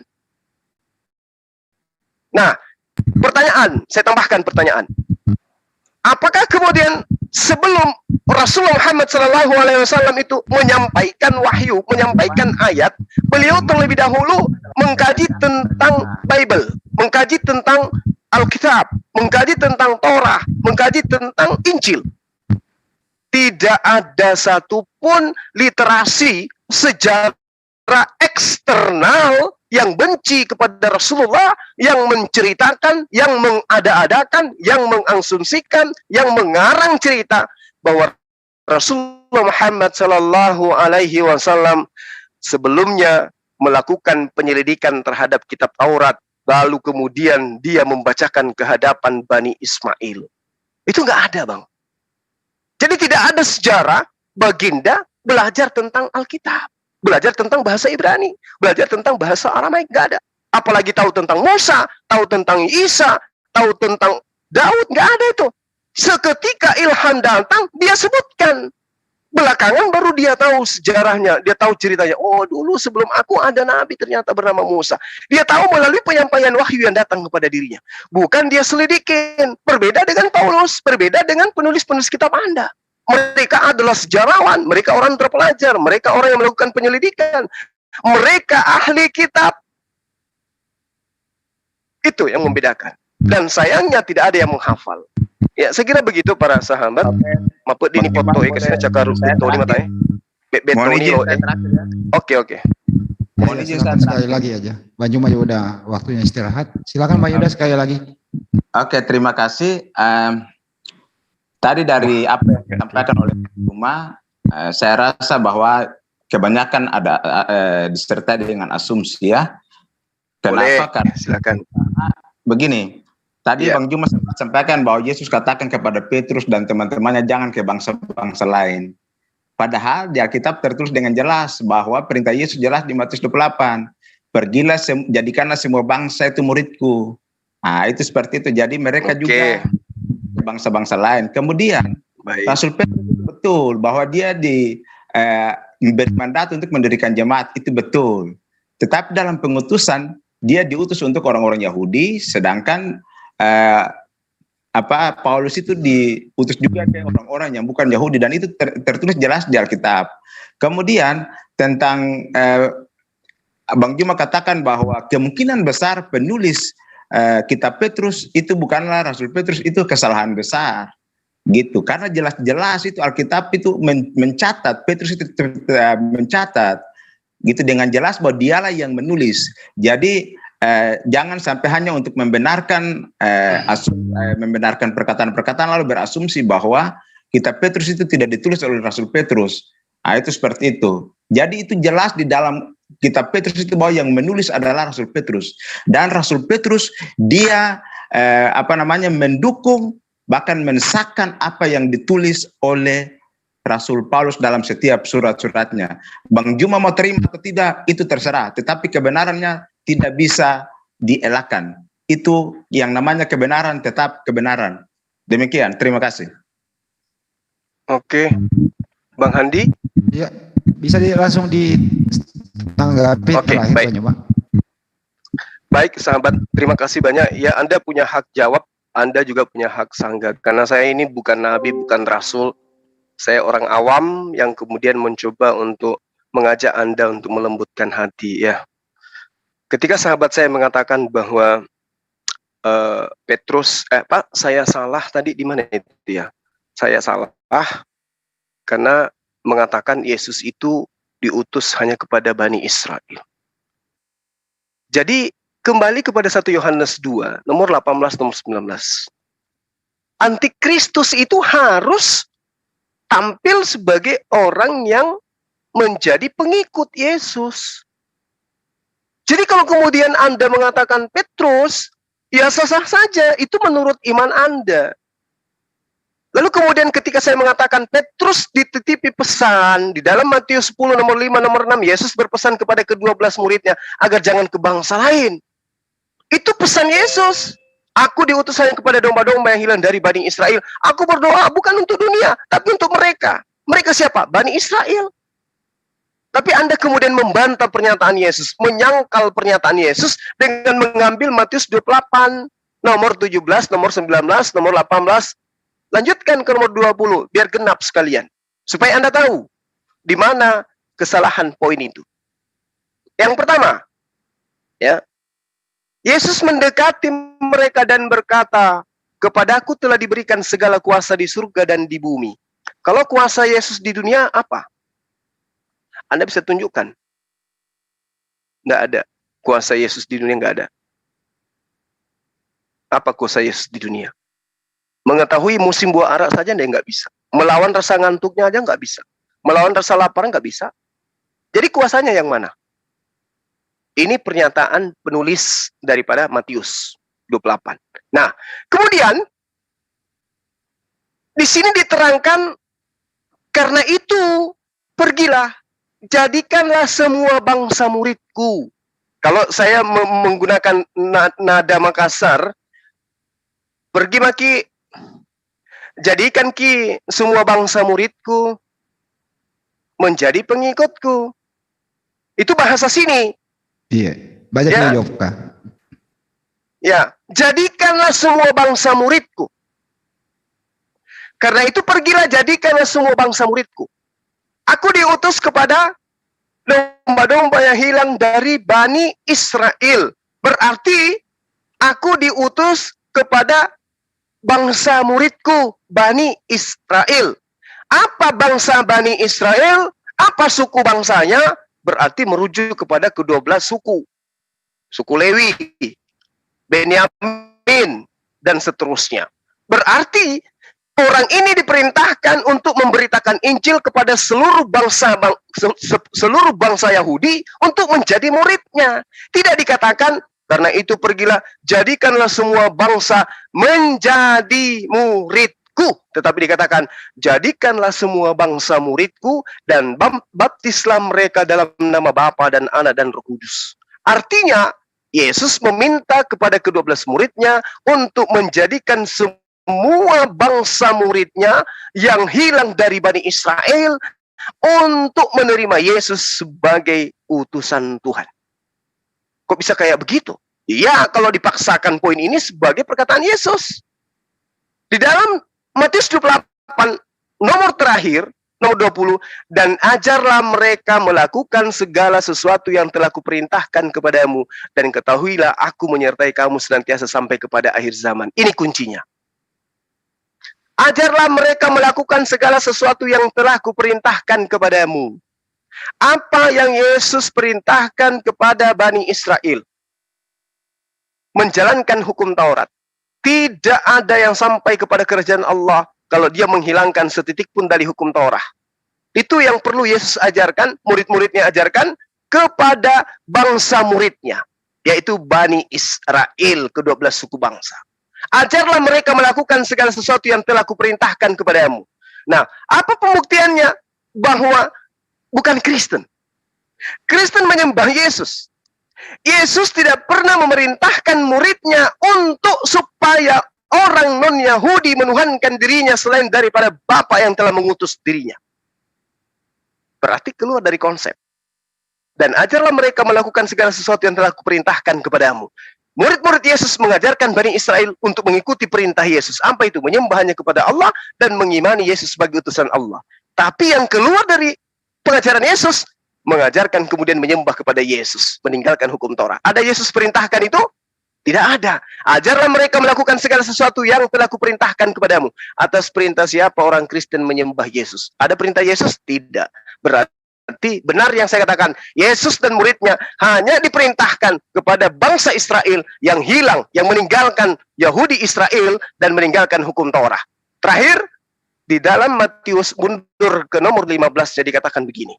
Mereka menerima uang itu dan berbuat seperti yang dipesankan kepada mereka. Dan cerita ini tersiar di antara orang Yahudi sampai sekarang. Berarti yang harus tersiar sampai hari ini adalah tentang tentara-tentara yang menerima upah.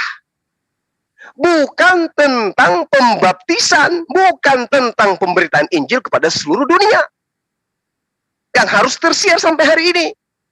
Jadi Matius nomor 28, nomor 15, tanpa ada penyelidikan dari para ahli pakar yang telah mengatakan nomor 16 sampai nomor 20 adalah sisipan, saya mampu mengatakan bahwa ending daripada Matius 28 hanya sampai kepada nomor 15. Kenapa? Karena jelas di situ dikatakan mereka menerima uang itu dan berbuat seperti yang dipesankan kepada mereka, dan cerita ini tersiar di antara orang Yahudi sampai sekarang.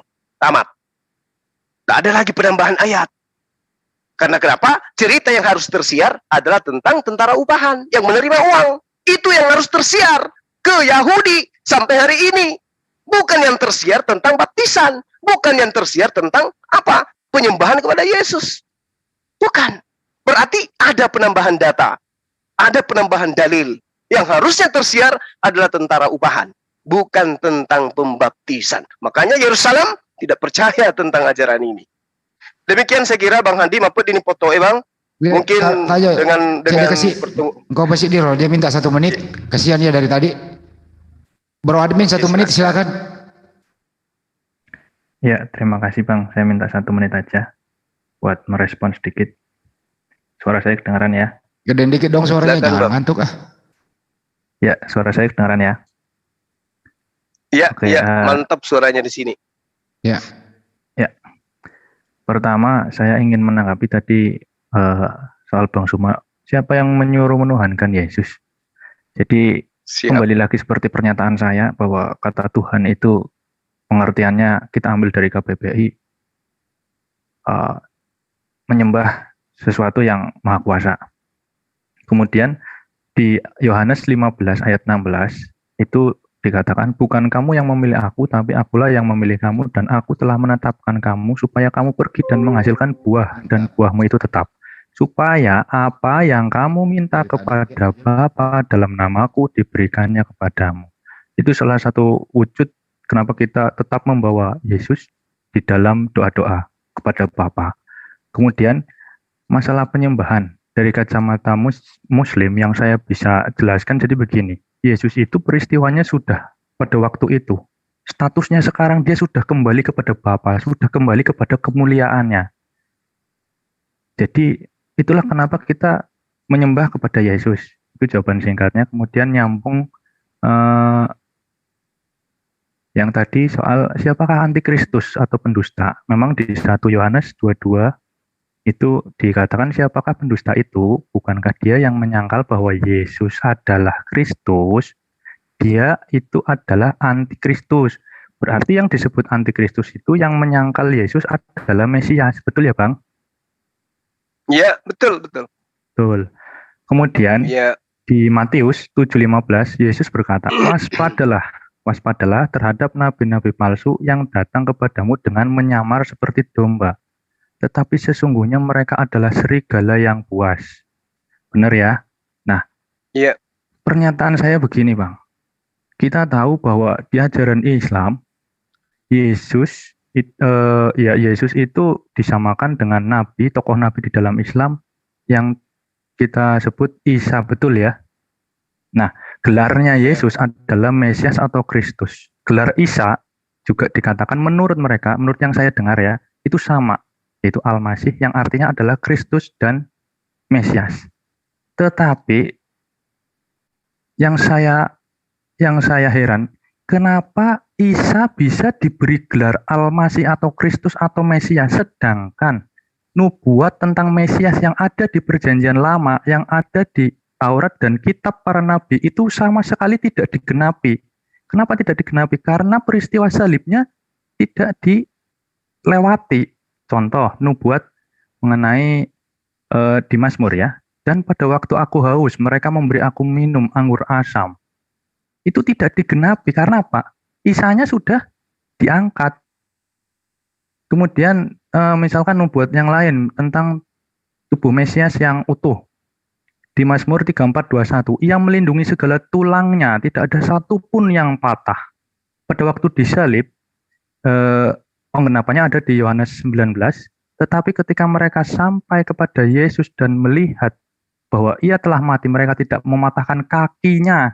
Sebab hal itu terjadi supaya genaplah yang tertulis dalam kitab suci. Tidak ada tulangnya yang akan dipatahkan. Yang saya heran, kenapa ada seseorang yang tidak menggenapi nas-nas ini, tapi dinyatakan sebagai Kristus atau Mesias.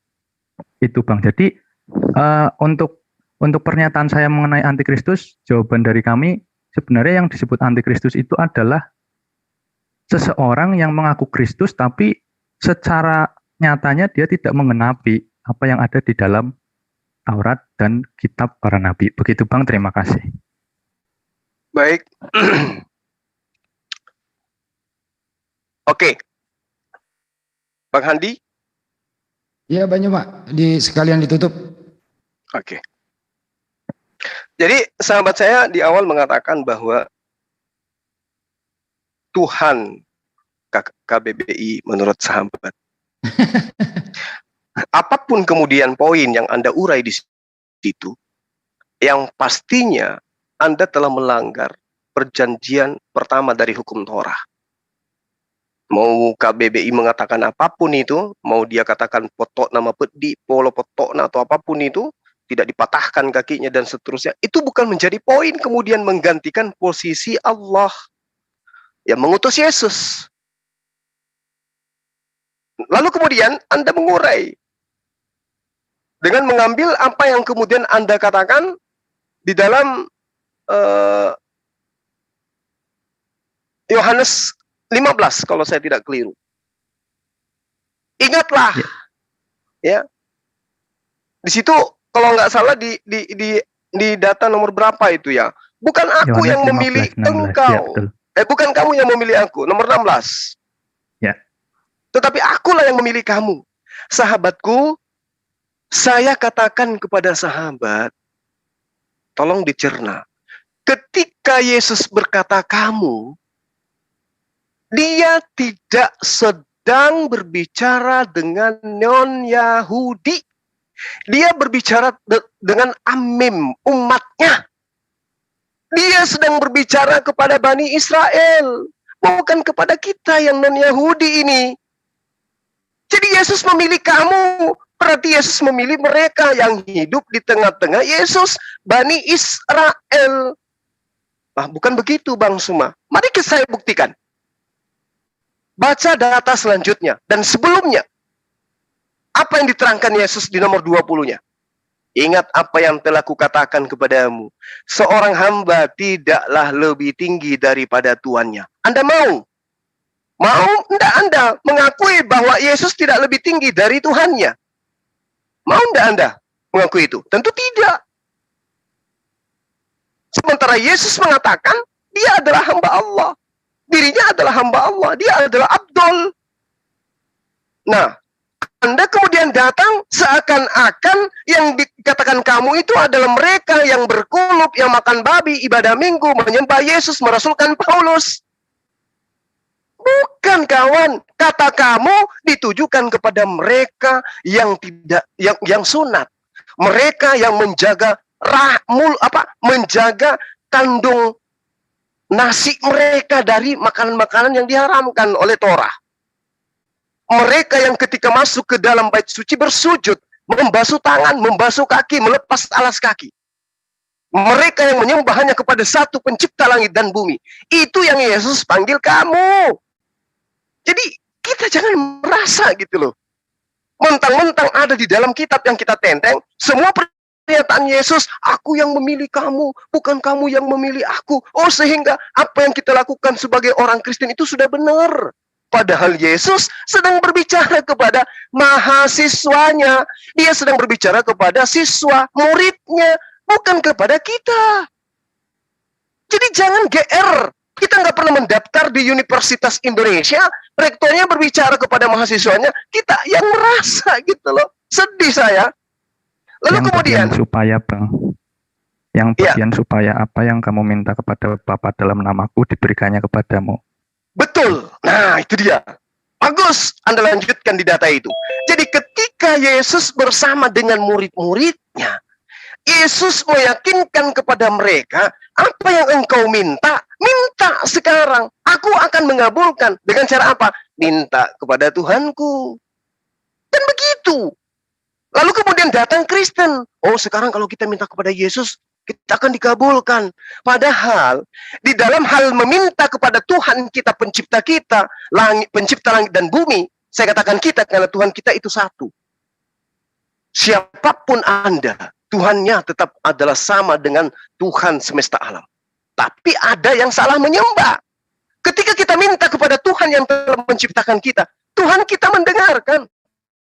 Tuhan kita mengabulkan. Bukan berarti kita tidak menyembahnya lantas kemudian kita dicuekin, tidak. Kalau Islam itu benar, Kristen itu benar, dan yang dikabulkan adalah mereka yang hanya ke masjid, yang hanya ke gereja, maka tidak ada lagi ateis kaya raya. Tapi bukan kayak begitu konsep Tuhan itu. Ketika Anda sekarang mengimani apa yang engkau minta, maka aku akan kabulkan, aku akan dengarkan. Ingat sahabatku, Yesus mengatakan, karena aku telah memberitahukan kepada kamu segala sesuatu yang telah ku dengar dari Bapakku yang ada di surga.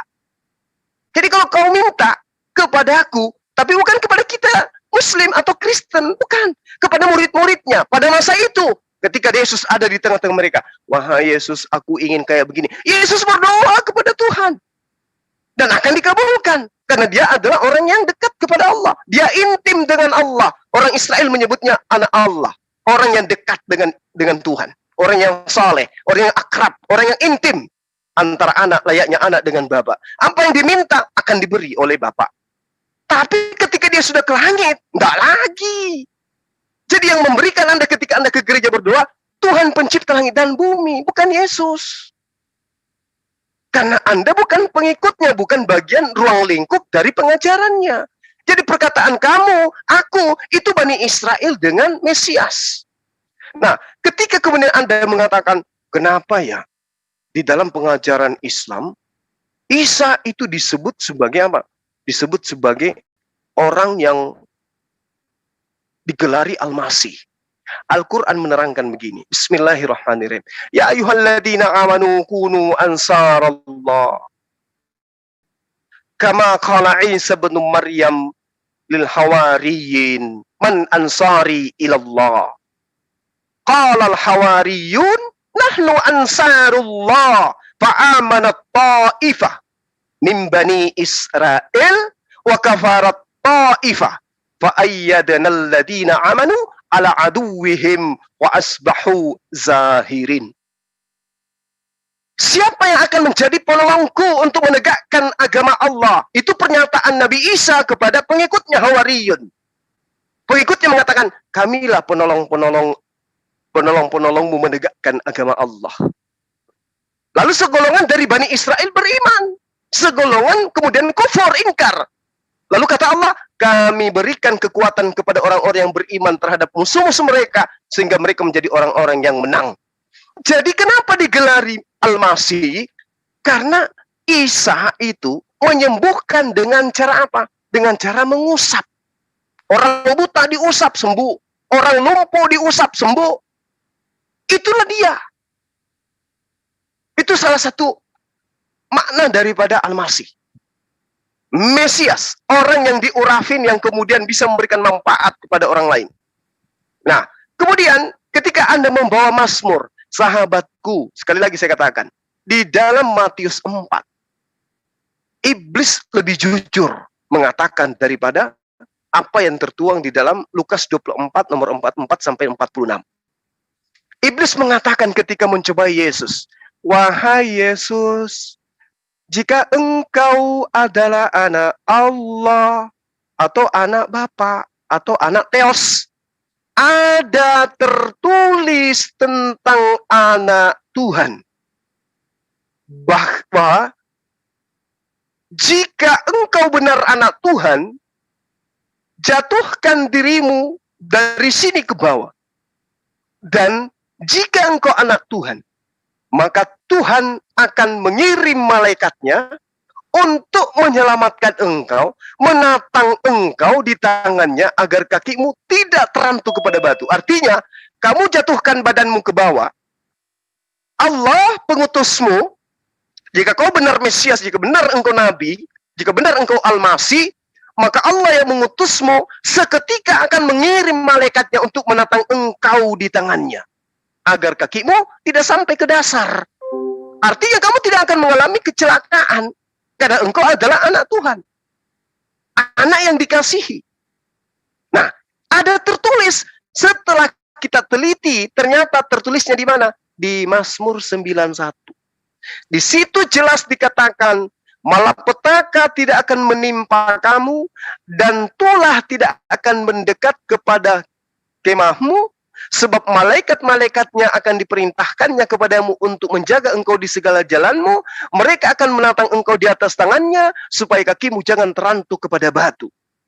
Artinya, Yesus dinubuatkan di dalam Mazmur sebagai anak Allah, jangankan dibunuh, ya, jangankan dibunuh, kena panu pun Tuhan tidak izinkan. Kok bisa kayak begitu? Iya, memang singa dan ular tedung akan kulangkahi. Engkau akan menginjak anak singa dan ular naga.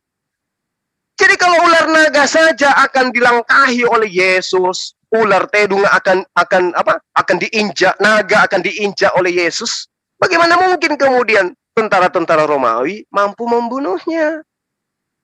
Di Mazmur 91, sungguh hatinya melekat padaku, maka aku akan meluputkannya, aku akan membentenginya, sebab ia mengenal namaku. Aku menyatakan namamu kepada mereka, kata Yesus. Dia mengenal namaku.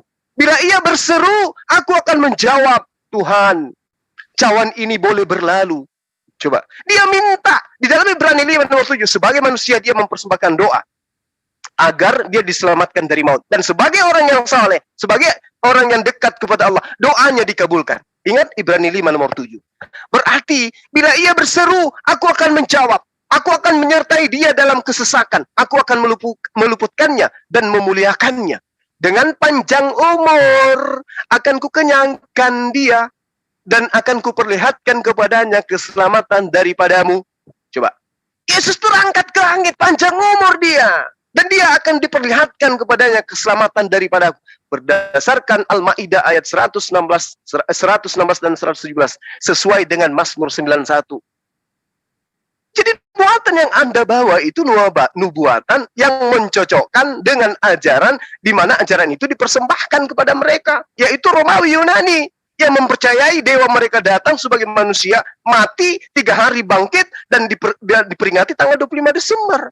Itu yang dipersembahkan kepada mereka non-Yahudi. Tapi yang sebenarnya nubuatan Yesus itu adanya di Mazmur 91 berdasarkan pernyataan iblis. Kenapa? Karena iblis itu mengetahui hal-hal yang gaib. Ada tertulis tentang engkau Yesus, bahwa malaikat akan diutus oleh Allah agar mereka menatang engkau di tangannya, agar kakimu tidak terantuk kepada batu. Siapa yang dicobai? Yesus. Dicobai dengan dasar apa? Ada tulisan. Ada tertulis, ada materai yang tertulis bahwa Tuhan akan menolong nabinya, Mesiasnya, ketika dia dicelakai. Kalau engkau betul adalah anak Allah, coba kamu buang dirimu ke bawah. Sebab ada tertulis, kalau engkau betul adalah anak Allah, maka Allah akan mengutus malaikatnya untuk menyelamatkan engkau. Ternyata, sesuai dengan Al-Quran, mereka tidak menyalibnya, tetapi oleh Allah diutus malaikat untuk mengangkat Yesus ke langit berdasarkan nubuatan. Jadi lembutkan hatimu, sahabatku, saudaraku, untuk menerima kebenaran itu, karena Yesus tidak pernah sekalipun mengajarkan menuhankan dirinya. Saya kira begitu, Bang Handi, mapeti potoe. Barangkali sudah ya, kita udah berapa jam ini. Terima kasih banyak. Anda yang sahabat-sahabat saya yang tidak puas dengan pernyataan saya yakin sekali Anda menolak semua yang saya katakan. Kecuali Allah melembutkan hati antum semua untuk menerima kebenaran itu. Saya membuka diri untuk kemudian kita berdialog. Mau bertanya lagi seperti yang sekarang, atau saya sekali-kali yang bertanya kepada antum semua. Demikian Bang Handi, terima kasih banyak. Rekan-rekan CTZ, saya mohon maaf tidak bisa menyertai kebahagiaan yang kemarin, karena 4 hari ini saya berada di gunung seperti biasa ya. Artis memang kayak begitu, selalu di hutan dia, selalu di hutan sembunyi. Jadi saya minta maaf, insya Allah ada waktu di mana kita akan dipertemukan. Amin. Terima kasih Bang. Makasih Bang Juma dan teman-teman semuanya. Mudah-mudahan malam ini sangat membuat kita bangga memiliki Zulkifli M. Abbas. Artinya adalah semoga Benar, serius ini. Ya mudah-mudahan bermanfaat buat kita semua ya. Bagi teman-teman Kristen, kalau sekiranya ini belum puas, ada keterbatasan waktu, hubungi saya admin YCC, saya akan memprogramkan lagi atau menjadwalkan ulang agar ini bisa diulangi kembali. Ini hal yang bagus, positif ke depannya. Bang Juma menjawab, silahkan beberapa teman Kristen bertanya supaya terang benderang, mungkin juga jawabannya merupakan bisa dikanter juga ya, dikombinasi. Kira-kira begitu, karena Bang Juma harus dan memang harus istirahat. Kita doakan guru kita ini tetap dilindungi oleh Allah Subhanahu wa taala, diberi kesehatan, dimudahkan segala urusannya. Amin. Terima kasih. Ya. Teman-teman semua, waktunya untuk kita rehat untuk beraktivitas besok pagi. Terima kasih. Wabillahi taufik wal hidayah. Assalamualaikum warahmatullahi wabarakatuh. Waalaikumsalam warahmatullahi wabarakatuh. Salam salam Allahu akbar. Aduh, ma PC perlu Andre jolok, Mbak. Saya baru nyampe, Bang. Oh.